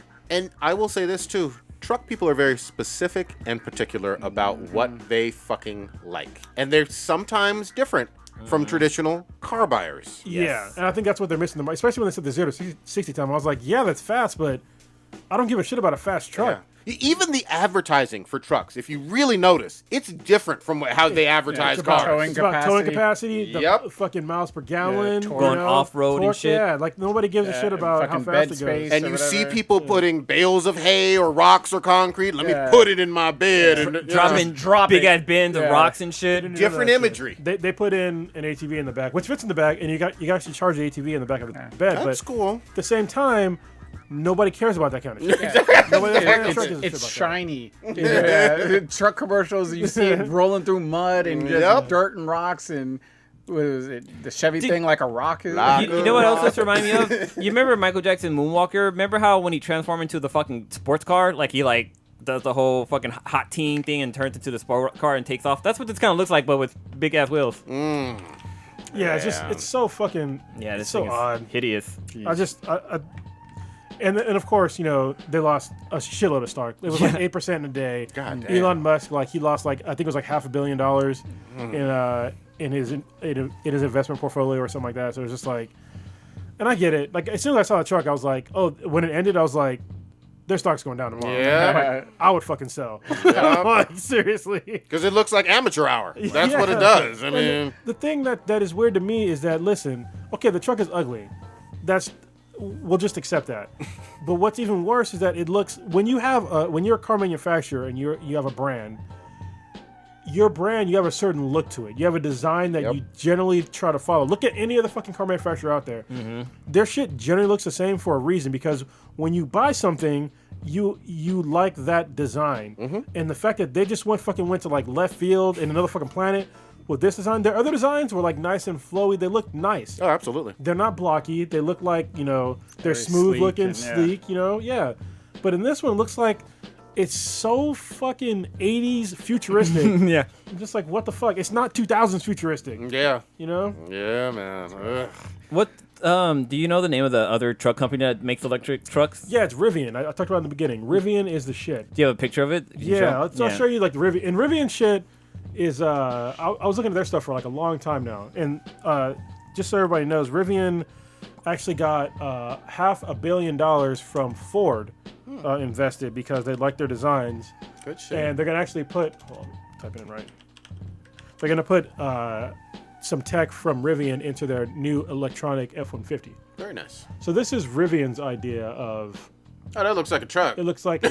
that looks like an ad for a fucking truck. It's got the camper, it's got the trailer. Out in the fucking desert. Yeah. No roads to be seen. Well, I guess I'll put up the main website again, so everybody can see. That looks very truckish.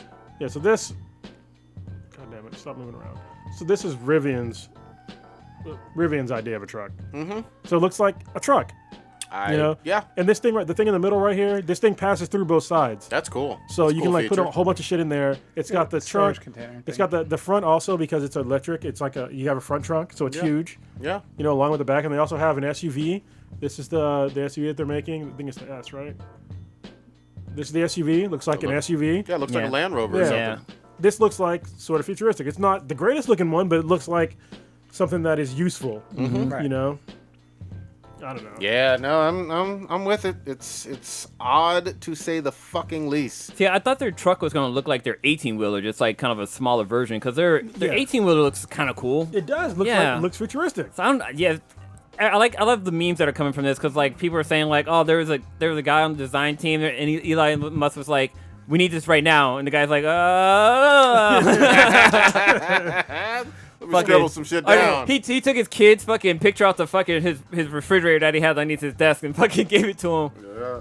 Well, the other part that was weird to me was that they were touting weird features too, other than the 0 to 60 time, when they were saying how the skin of it is bulletproof. I'm like, nobody gives a shit unless you live in fucking the Congo. Wow, or some shit. like Nobody cares that the skin of it is bulletproof. no. And they were like, and the windows are super durable. Again, nobody really gives a shit about that. You know, when they made the point about the semi-truck having the durable windshield, that made sense because in a semi-truck, apparently, if you have a crack in your windshield, you can't drive the truck. Oh, fuck. Like you have to get the windshield replaced immediately. It's a huge deal, and you have to you'll lose cargo time. Yeah. But in a car, nobody gives a shit. Like you crack your window, it's like, oh, it's cracked. My fucking windshield's cracked like in 3 places right now. I don't give a shit. Keep going. I'll get it replaced eventually, but it's not a priority. Yeah. That's how most people are. And like same thing with like the skin of the truck. Like I don't give a shit about bullet. Like if you want to pay extra for bulletproofing, I get that. But like the normal car is bulletproof. Like why? It makes sense if you have an ambassador in your car and you are like in Washington D.C. proper. You know what I mean? Yeah, it's like, it seems like a total waste of fucking money to me. Yeah. It does. Unless you're doing some gangbanging. Let's switch it up a little bit. We have like failed on our discussions with like comics for a while. Oh yeah, bro. I read 30 comics this week. Yeah, I'm catching up too. I'm catching up quite a bit. Actually, and Stitch, you're doing a little bit as well? Or? Yeah, I've written the Absolute Karma one they gave to me, and then what was the other the other Carnage one? Wait. House of Carnage? Yeah, And- wait. So there's Absolute Carnage, and then there was like a kind of an intro one. Something with Carnage. The Absolute Carnage one, I really like the. And then also I've been picking up the X-Men Oh, so good. reboots, which has been really well. Read these today, so That's what I need to do. I need to follow along with the New Mutants, X-Force, and there's like Excalibur. There's a bunch. Excalibur. Hold on, let me give you the whole list. there's like 5 of them that tie in. I'm like, shit. It's usually I'm pissed off when comic books do this shit, but in this instance I don't really give a shit because it's Hickman. You almost have to with the X-Men though. They're so big. You know what I mean? Like you're not gonna have 40 people. You know. Yeah, so you have to read it's X-Men, Marauders, Excalibur, New Mutants, X-Force, and Fallen Angels. Yes. Damn. And it's all in a certain reading order, and it gives in the back of all of them it tells you which ones you have to Yeah, read. it'll rotate like every other week on the Wednesday. Shit, I just read the end of this one. God damn it. Now I know who got fucked up. But this is following off of Powers of X, House of X, which I have like one more book to finish, which I'll do that tomorrow. But I'm loving everything about that. Yeah. You know, it's just been a really good resurgence for them. You know what I mean? Because there was a time when like the X-Men were fucking kings of the comic world, and they fell off, and you know, a lot of conspiracy theories about hey, Disney didn't own them, and so they didn't promote them in terms of even the comics. But Disney owns them now. Well, apparently Jonathan Hickman's getting a lot of shit from fans about this series. From who? Wait, who? He put out a tweet the other day about saying how he's trying to get fired or some shit because people are complaining. Hold on. What are they complaining? How you gonna come at our boy? Yeah, I was like, what the fuck? And I'm not current yet, but I mean, Let me tell you the exact tweet. Oh, here he said, if you're unhappy about me writing the X-Men, I want you to listen closely. I'm doing everything I can every single day to get fired. They just won't do it. damn. That was his feedback to fans that didn't Love like it. Wow. Yeah. Middle finger to the fucking world, man. How you gonna question a fucking comic god? You know what I mean? Yeah. So that's been really fucking good. I'm still enjoying. What they're mad about? I don't know. Well, you're current, right? Yeah, I'm current. Okay. So, wait, Well, I'm sorry. I'm like, I have to read X-Force and like another one today, Okay. and He's like just- Fallen Angels. But He's just being sarcastic, right? yeah. Okay, I was like, shit, he didn't try to get fired. I'm a little confused now. I've loved everything with Justice League and Fantastic Four as well. I don't know if you're on those. Chronos? which one? Justice League and Fantastic Bro, Four. So I had to catch on both of those. So I literally went through comics the other day, and I went through and like stacked up the ones that I was behind on. So that's why I read a bunch of comics this week. Is because my backlog was so big. I was like, I'm just gonna sit. I'm gonna take some nootropics and some coffee and just fucking power through a bunch of these comics. So like literally this entire stack right here is what I read. Good. This week. It's basically over like 2 days. But yeah, I caught up on like a bunch of Marvel stuff, but I need to catch up on like DC shit. Okay.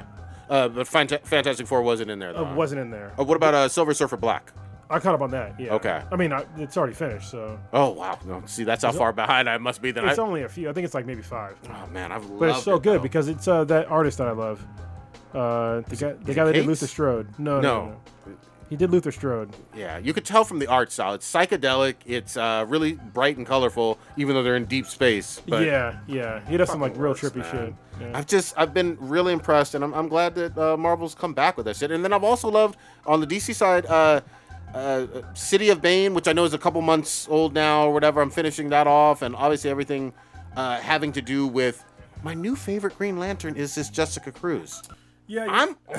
I'm on it with her. I was on board earlier with her because it was somebody that had a social disorder like from the get-go, and it's just like watching her like kind of get out of her shell to like fight crime. I thought that was really cool. She had anxiety, right? Yeah. Serious, crippling anxiety. She had agoraphobia, so she didn't want to go agoraphobia. But she couldn't even go outside. Yep. So and she overcame that with that whole willpower and everything, and now she's like, at least in my opinion, from the last few issues of Justice League Odyssey and what she's doing with Justice League in general, she's kind of surpassing John. And I liked Stewart from the Justice League Unlimited and Justice League. Yeah. I gotta catch up. Wait, how does she end up with the ring if she has like such a crippling fear? I mean, the whole thing with being a lantern is you're fearless. So for her, just going outside is like a huge deal. Oh, okay, that makes sense. Yeah. And it was kind of tied to her and Simon Baz at first. Yeah. And so because they had to share the same lantern. Yep. Yeah.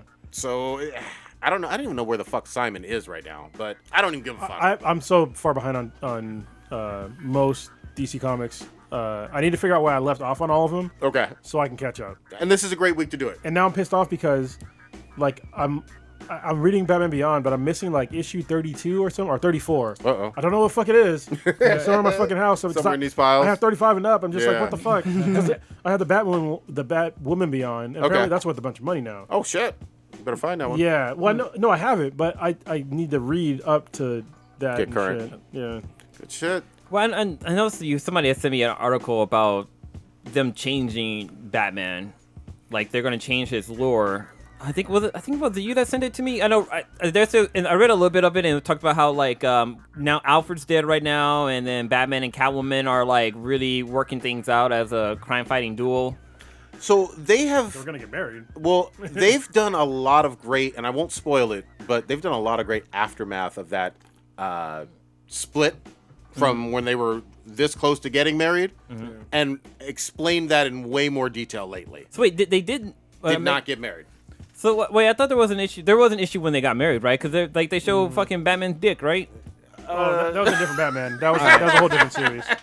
You and Looking Glass were watching that gay porn. Man. That's what it That was. was on the DC Black shit. Yeah, that's what it was. Batman Damn, that's what it's on. Yeah. But then, like, Catwoman gets murdered on their wedding day in the comic. Am I fucking from another alternative universe? You in some alt world. You're on Elseworld. You should read the comics, bro. No, I swear to God, we talk about it on this very own podcast. Well, just read them. Yeah, she didn't die. Nah, She certainly didn't die. She's doing. Actually, Catwoman is going way up my list. Was Billy D in that comic? Carl Weathers in there. Alan Jackson. No, because didn't she fall off a building? Catwoman? I mean, she's Catwoman. Like her and Batman. That's she steals stuff and then she, So takes the diamonds, takes the pearls. Throw the ring and fell off the You know what I mean? She do a thing, No, but for Stitch, for you with Absolute Carnage, I know you are a big Spidey guy, and you're about 3 in. So good. Yes. What are your thoughts? What are you liking? You got Eddie Brock, you got Carnage in there, you got Cole. How do you pronounce it? No. No. Pretty sure it's Okay. no. Yeah. Carnage is always really, really fun because he just gives no fucks. And he's just all about terror and just causing fucking chaos. It was really interesting to watch that whole cult thing because I was trying to figure out what was going on with... I forget what city they're at, but they're like, this whole town's been pretty much just like wiped off the fucking map. And there's like that whole little circle thing that's... that emblem or whatever. But it's really fun to read and with him and Brock teaming up, trying to figure out what the fuck's going on. And is it still going on or is it? Yeah, still going on. Okay. Have you gotten to Miles? No. That's a fucked up one. So what's interesting is that the crossovers. So it's always cool when like the crossovers that are part of a main event that you're already reading. Mm-hmm. So it's just like, oh, you see the lead up and you see what happens, and then it's like it's not annoying. Exactly, because Hulk is in the crossovers. Yeah, Hulk, Venom, Miles Morales, and it all makes sense in like their timeline. So that's really cool. I've been really happy with. Oh, I told you guys for a long time, like Venom has been like a real resurgence in the comic books. Like it's been really good since like Venom Space Knight. Yeah. And then Donny Cates took over, and he's just like going ham right now on all his writing. So, dude, whoever's doing the actual art for this book, like from the very first Absolute Carnage, where there's blood and red and black with the venom and the symbiotes, the art is out of this fucking world. It's so detailed. The first issue was really thick. It was like a $7 or $8 book or something like that. But I'm blown away, and I'm like, they need to either animate this or put this in a fucking movie. I need Carnage and Venom and Spidey in a goddamn movie. Stat. And even this story itself, with a few, changes for movie adaptation, could work. Yeah, and I like how like Null as like a bad guy is in so many other comics. Like, yeah, he's in fucking Silver Surfer. You know exactly. What I mean? I was just like, whoa, what the fuck? And fucking up Silver Surfer in a lot of ways. Yeah.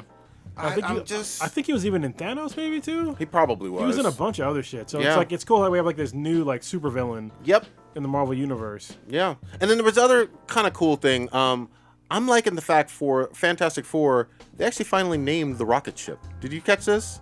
I'm not caught up on that. Oh, like the rocket that started it all. This is the first family of Marvel or whatever. Yeah. They called it Marvel 1. And it's like in this NASA museum, you know what I mean? And they're talking about other true NASA stuff with Apollo 11 and all that other kind of nerdy shit. And, all the Fantastic Four are kind of appreciating where they stand in U.S. aerospace history. Nice. And I was like, God damn, everything with like the Air Force and all of them and the astronaut stuff, it brought me back to like reading it years ago as a kid. And I was like, God damn, this fucking works. Well, speaking of like old school stuff, like when we were kids, you saw that they're bringing back the 2099 stuff. Yes. Yeah. So I know some of them were like one shots because I got like the Fantastic Four 2099. Wasn't that great? I got it though. Yeah. It's a one shot. And now there's a Punisher 2099 that I picked up today. I'm down for there's that. A bunch of other ones too. So I'm pretty sure when Spider-Man 2099 drops, people are gonna lose their shit. Oh my god. So Miguel O'Hara. Yeah. Man, Miguel's costume was probably my favorite Spidey suit at the time. Like when I first saw it, you know what I mean? Yeah. Because it was so out there. It was fucking not like you'd seen before.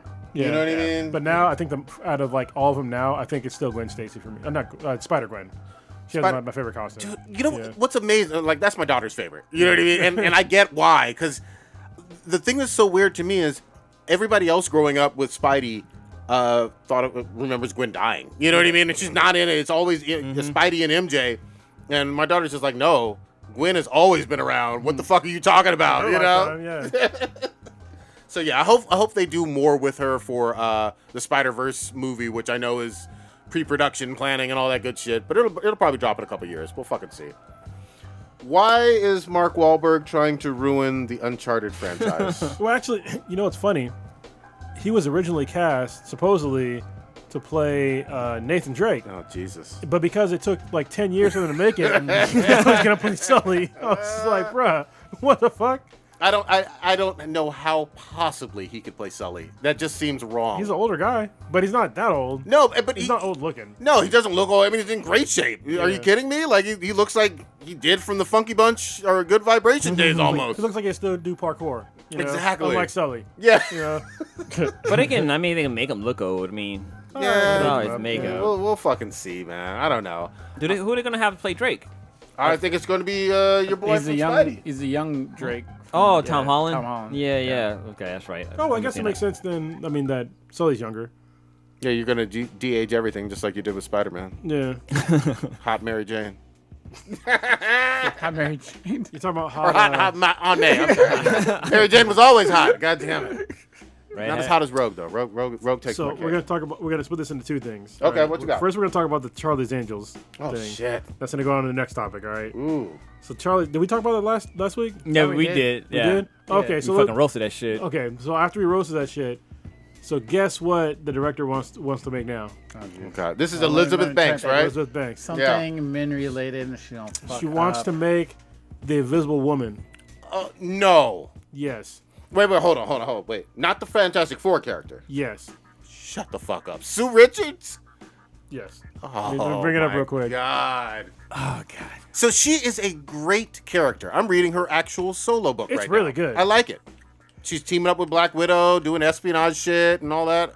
I like that a lot. But no, I don't want this bitch anywhere fucking near a high-profile movie. Did she direct Ghostbusters?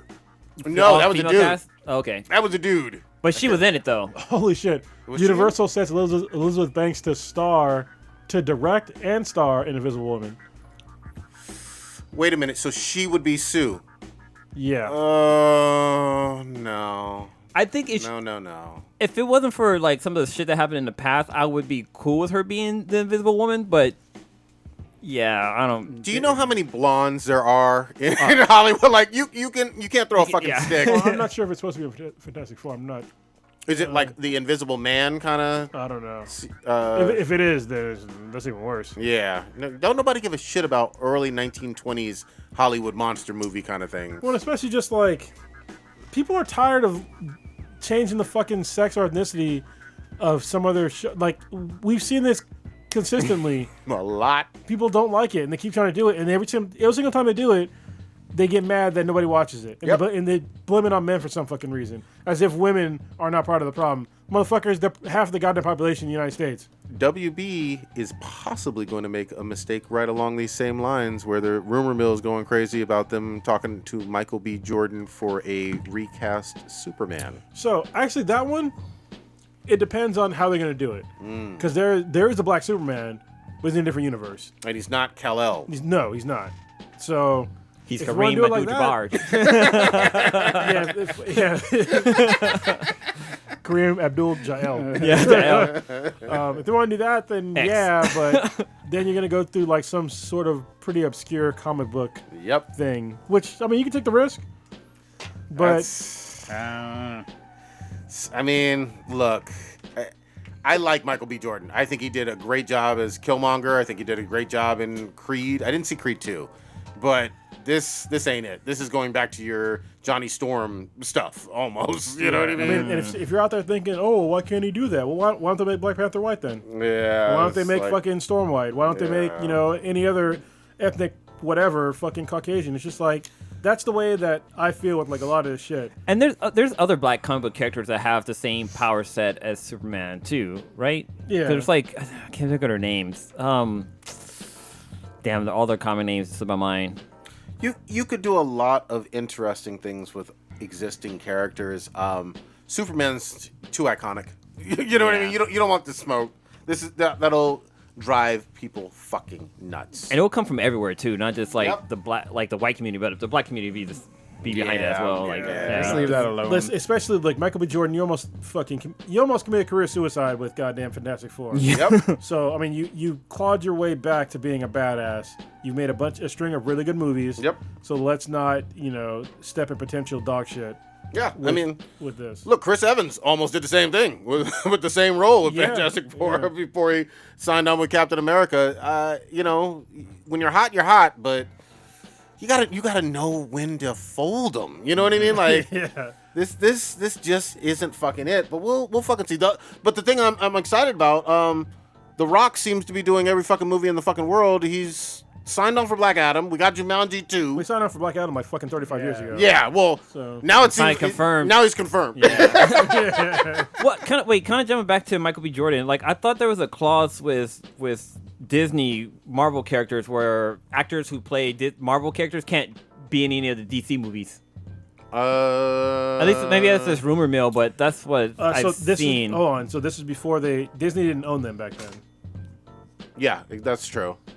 But he was in. trying to think of he an was in example. Black Panther, Oh, that's right. Yeah, it was. which came after. Yeah. It depends on how they wrote it. I mean, No, it's not correct because Zach, the guy who played Shazam, Levi, he was in Thor movies as not a big character, but he was in Thor movies and he was also in Shazam this year.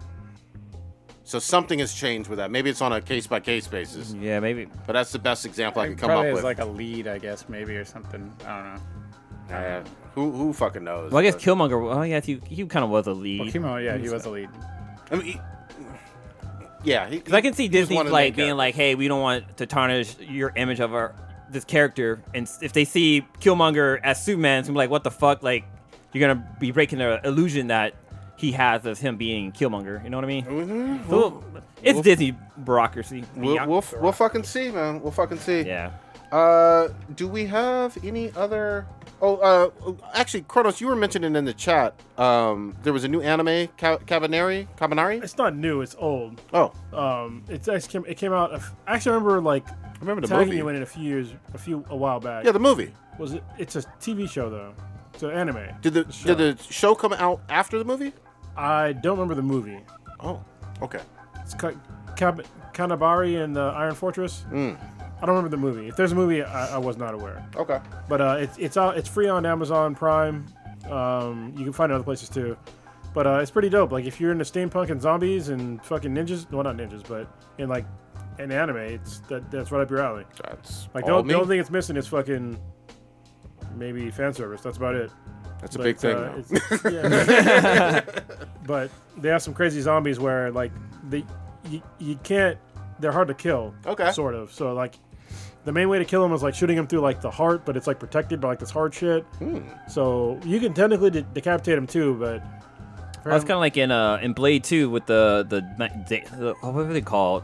The guys whose mouth like open up like this and shit like that. They had like the bones around their heart was hardened so that you couldn't just stab them there. Yeah. You'd like kind of go up in there. But in this one, like the zombies are fast as shit. Good and they're like killing machines. And some are just kamikaze on shit. Like if they can't get through something, they'll just fucking throw their body at it and fucking explode. See, I'm gonna try to catch up on that one and Vinland Saga. I need to finish Vinland Saga is so good. I think there's no new episodes on Amazon right now. But that's like one of the ones, that's like a hidden gem. Yeah. Because it's been out for, I think it's like 12 episodes or so far, something like that. I think I'm on episode 3. Yeah. So I gotta really catch good. up. It's fucking brutal. Yeah. I'm gonna catch up on that one, and then I'll give a shout out even to Fire Force. I'm like way into the teens on that one. 15, 16, something like that. The fights keep getting fucking better and better with all the fucking flames and demons and the conspiracy stuff. It's a more complicated show than I gave it credit for after those first few episodes. Yeah. You know? Yeah, so good. And then what was it? Dr. Stone is really good as well. Dr. Stone actually teaches my son some chemistry. Oh yeah. Like more than just chemistry, just like science in general. Yeah, I enjoy everything about that show. You learn some shit. That's hard to do. Is he watching it in like English or is he watching it in like subtitles? Both actually. Okay, because like right now they're trying to make cell phones. Oh so shit. I'm like, bruh, like you make cell phones and like you still working with wood and shit? Yeah, I love that. Yeah, they're working it out though. They're getting there. I love it. I love everything that's going on with that shit, man. So we'll fucking see.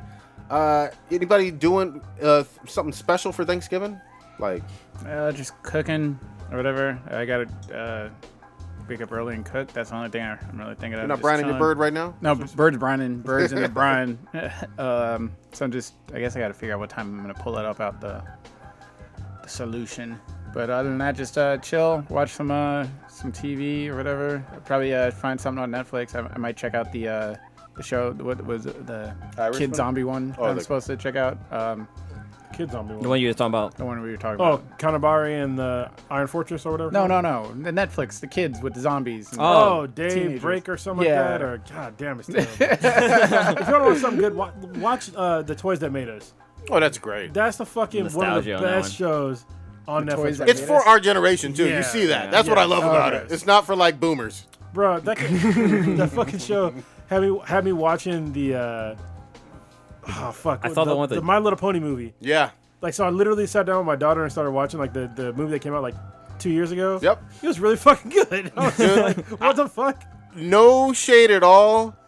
The series, I'll watch it with my daughter. Yeah. It's not the worst series. I have seen much worse. Yeah. Like, it's not a bad show. Well, as crazy as that sounds. I was interested because, like, as I'm watching the show, because, like, me and Kamak, we go back and forth. We try to find, like, a go-between, right? But I was like, okay, we were watching some, like, boy toy shit. I was like, let's watch one of the girl ones. It's like, oh, let's watch My Little Pony. Sure. And I was like, oh, this is fucking fascinating. And then, like, two of the people that are on there, I was like, these bitches are crazy. and then, like, one of the chicks I thought was crazy, she was like, oh, yeah, I'm like one of the creators of, like, I think it was like Powerpuff Girls or something like that. I was like, shit. Oh, yeah. Oh, shit. All right. She has clout. and then she's like, oh, yeah, I'm also making the new show for My Little Pony. And she's, like, explaining how when she was a kid, like, there was no show. It was just, like, the toys. And she would, like, she basically made up her own storylines in her head about all the little ponies, and then that's the fucking cartoon. Wow, I didn't realize there was no show back in the day. No, and she's the one like in her head. That's what she was thinking about.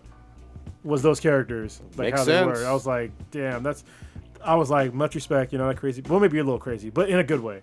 Hey, it works. And there's 2 seasons of that now, right? The toys that define us or whatever. There's 3 seasons. 3 seasons, all right. Yeah, but like the ones we watched, like the Ninja Turtle one, the one that was really good is the fucking Power Rangers one. Oh yeah. Holy shit! I didn't know that they basically took the show from Japan. Yeah. This is the fucking most genius Cut it. shit ever. This is all they did. All right, so they knew that there was a show in Japan. They wasn't even called Power Rangers. It was something else. But the guy, he was like a Israeli like pop singer or some shit. He liked the show and he's trying to get it made in America. So what he did was he just took the action footage from Japan, and just like had American actors act out like just the main actor parts. And he just cut in the action parts from Japan. And I it was like, looked that way. I was like, dude, that's fucking genius. Like, Yeah. you basically have to make half a show. Like- And the rest of it's already done. One interesting thing was It's that Saved by like the Bell part. everybody always wonder like how come, because the Yellow Ranger in America was a female, and everybody wonder why how come the Pink Ranger has like kind of a skirt or dress on while the Yellow Rangers look like everybody else. Well, that's because in Japan the Yellow Ranger is a male, and so the character was just for fucking pants. Dude, I remember That's even fucking in the interesting. 90s watching that, because I was a little bit too old for it, or at least I felt too old I for watched it. it in high school. I didn't give a fuck. Yeah. I love But watching it. I was like, man, you could see the strings. You could see Yeah. you could see how it didn't like cut Yeah. very smoothly back in. But it was The interesting. thing that fucking blew my mind is finding out that the Black Ranger middle finger was cut off. I knew about that. I didn't know about that until he was like on like Conan or something. He brought it up. I was like, and I went back and I like go back and watch that old episodes. Even when he grabs like the tigers or the Triceratops, was it Triceratops? Yeah, he was Triceratops. You can see that his finger's missing. God damn. It's fucking crazy. But they were talking about like making the toys and shit, because like basically they had like, it was one certain toy maker that they got deals with, and they were like making toys with them for like forever. And they said they made like $100 million in like a single year, and they were like they blew everybody out. No, actually I think that was the Ninja Turtles. They blew everybody out of the water. But yeah, the Power Rangers, they kept making. All they had to do to make this show was just be like a couple years behind Japan, and like they could make infinite fucking Yeah. shit. And like once On it the got cheap. old, yeah, once it got old, it's like, oh well, in Japan, the Power Rangers, like whatever it's called in Japan, every year it changes, right? Like everything. And so for us, like for like the Power Rangers in America, it was for like a good 3-4 years where they're using like the same characters, but it was for them. It was in Japan. It was all the same fucking season. Yeah. I was like, dude, like this guy was so fucking smart. He was brilliant. Yeah, You know, he turned him into a household name franchise. You know what I mean? So, yeah, and I didn't know that it was tied to Stan Lee and Marvel. oh shit, I didn't know that. Yeah, Marvel so got like, the rights to him for a bit. they were trying to for a minute, but like nobody would buy him. And eventually, one of the people that worked with Stan Lee helped him get the show here in America. So, because like nobody was buying it, and then like one chick got it, Wow. and she's like, "We're gonna fucking do it. I'm just gonna tell them we're gonna do it." So See, yeah. that's fucking awesome. I'll have to watch this season. All right. Yeah, I was gonna say for Thanksgiving for me, like since the Sweetness and I own our first home, I'm actually cooking Thanksgiving dinner for the first time. Like pretty much cooking everything, like turkey. I'm trying to make some collard greens, God some damn. mashed potatoes. You gotta wash them in soap and water and fucking bleach and shit, like that Fuck one. no. white chick did? I thought I was like, what the fuck? the fuck? I thought you just rinsed it off. Yeah. Jesus. But yeah, I'm gonna try to make collard greens and also potato salad. And I invited my little brother to come over. Put raisins in for it? things. Raisins? What the fuck? Put craisins in it. My mom will fucking come over and kill me. But yeah, I decided not to go to LA this weekend to visit family just because traveling is crazy. But it's kind of good I It's didn't. snowing. Yeah. Yeah, the grapevine with snow is real. Yeah, dude, I got caught up in that one time coming back. Like only ways I know how to get to LA is either taking the 5 or the 101. Apparently, it's like Highway 44. There's a couple ways. Yeah. Yeah, there's a couple of ways, but I had to take like Highway 44 that kind further. of takes you outward because it takes you basically around the mountains, but you still Yep. kind of go through like the lower half. But that shit was no fucking joke. It took almost a day to get home. It was so fucking bad. All bad. Yeah, but it's almost so. I think it might have been last week. Last week it's been 10 years since I met my biological father, which is crazy. Thinking like I went 20 years without him in my life, or 30 years without him in my life, and now I have him in my life for like the last 10. which good flew shit. by. Yeah, That's awesome, dude. But also I'm cooking my turkey for the first time. I'm brining it too, which I just learned about like 3 days ago. That you fucking said that shit. I'm brining, and then I have that like injector thing that I'm gonna. How are you cooking your turkey? Are you roasting it, Yeah. smoking it? Okay. Roasting. Yeah. I roasting. do I the love smoked. Alton Brown method, man. What you doing? For Thanksgiving, I'm going to my in-laws. So we're gonna hang out. I'm picking up my oldest daughter tomorrow. Nice. Oh, and shit, that's then, right. And then my youngest daughter, her birthday is on Friday. Saturday. Well, the party Saturday, right? Yeah, the party's on Saturday. So that'll be cool. She's turning 3, so that's It's fucking crazy. toddler years. It's weird that she's grown up so fast. Yeah. That's great. Sorry, there's one B than BTI, and it's Okay. relevant to today. Okay. Or tomorrow, anyway. What things are we thankful for? Thankful for still being employed. You know, having a source of income is a great thing. Health, family. There you go. Definitely having my own house for the first time, and good shit. having my wife and having fucking money in the bank. To be honest. There you go. Holy shit! Like, Not to be struggling anymore. yeah, not to It's be great. struggling. Yeah, food in my belly. What am I thankful for? I'm thankful for my family. That's been great. Expanding my family with my youngest daughter. And then my oldest daughter, she's going to be graduating high school next year, and she probably will be coming back to California to live. So that'll be cool. I'm also thankful for like the easiest job I've ever had in my entire life. So, it's like super cush. Like I made it. There you go. It's great. Like it pays well, and it's not very difficult for me to do, and I only work 4 days a week. So That's great. that's one of the main reasons why we can do the podcast. Is because of that job. So There you go. Yeah, my work is looking for new ideas. I'm trying to push a 4-day work week. yeah, it's the fucking best thing ever. Like you get more shit done. You know, it's way less stress. You know, kind of talking about. So I used to vape, like get high to help me go to sleep, right? Like I do THC or whatever, and I haven't done it in a while. But man, today, like last night, I did it, and I slept so fucking good. I've been energized all fucking day. Like I got so much fucking shit done today. Like I fucking cooked 4 pies. I bought a turkey on Sunday, and I threw it into the refrigerator right away so it can thaw, so it'll be ready for me to cook tomorrow. But like today, I just spent time like just kind of doing the cold water defrosting or thawing it.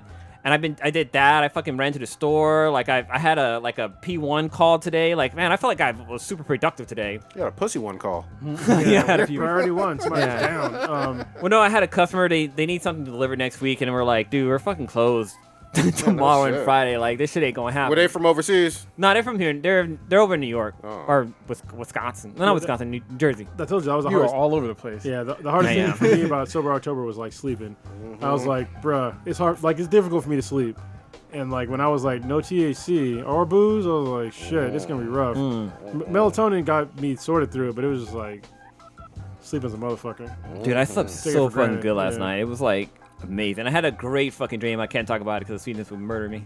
God damn. I know. We'll hear about that offline. All right. We talked about what we're doing already, so Well, I guess. yeah. Unless there's one last shout out or whatever. for Well, actually, anything. I guess I'll wait for Onin to be here. I had a MBTI question, but I'll save it for next week. Save it for next week.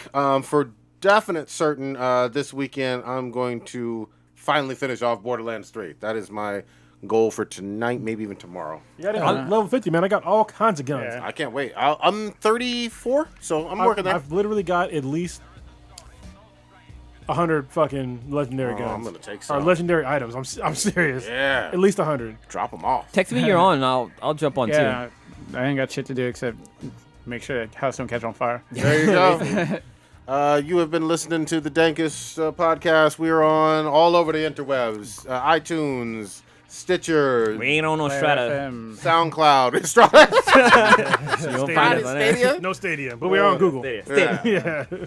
YouTube, all that. Yeah, Google us. You'll find us. If you're listening now, you looked up already for us. So Yeah, you know about us. You Yeah. heard about us. Ski ski. I'm pretty sure your mom knows, Bobby. Anime us. titties. Don't post your struggle plate. Oh, the struggle play. Paper plates. Plastic silverware. This is coming from the dude that eats complete meals. That was a long time ago. Shit was a couple years ago, bro. A long time ago. Many rotations around the sun.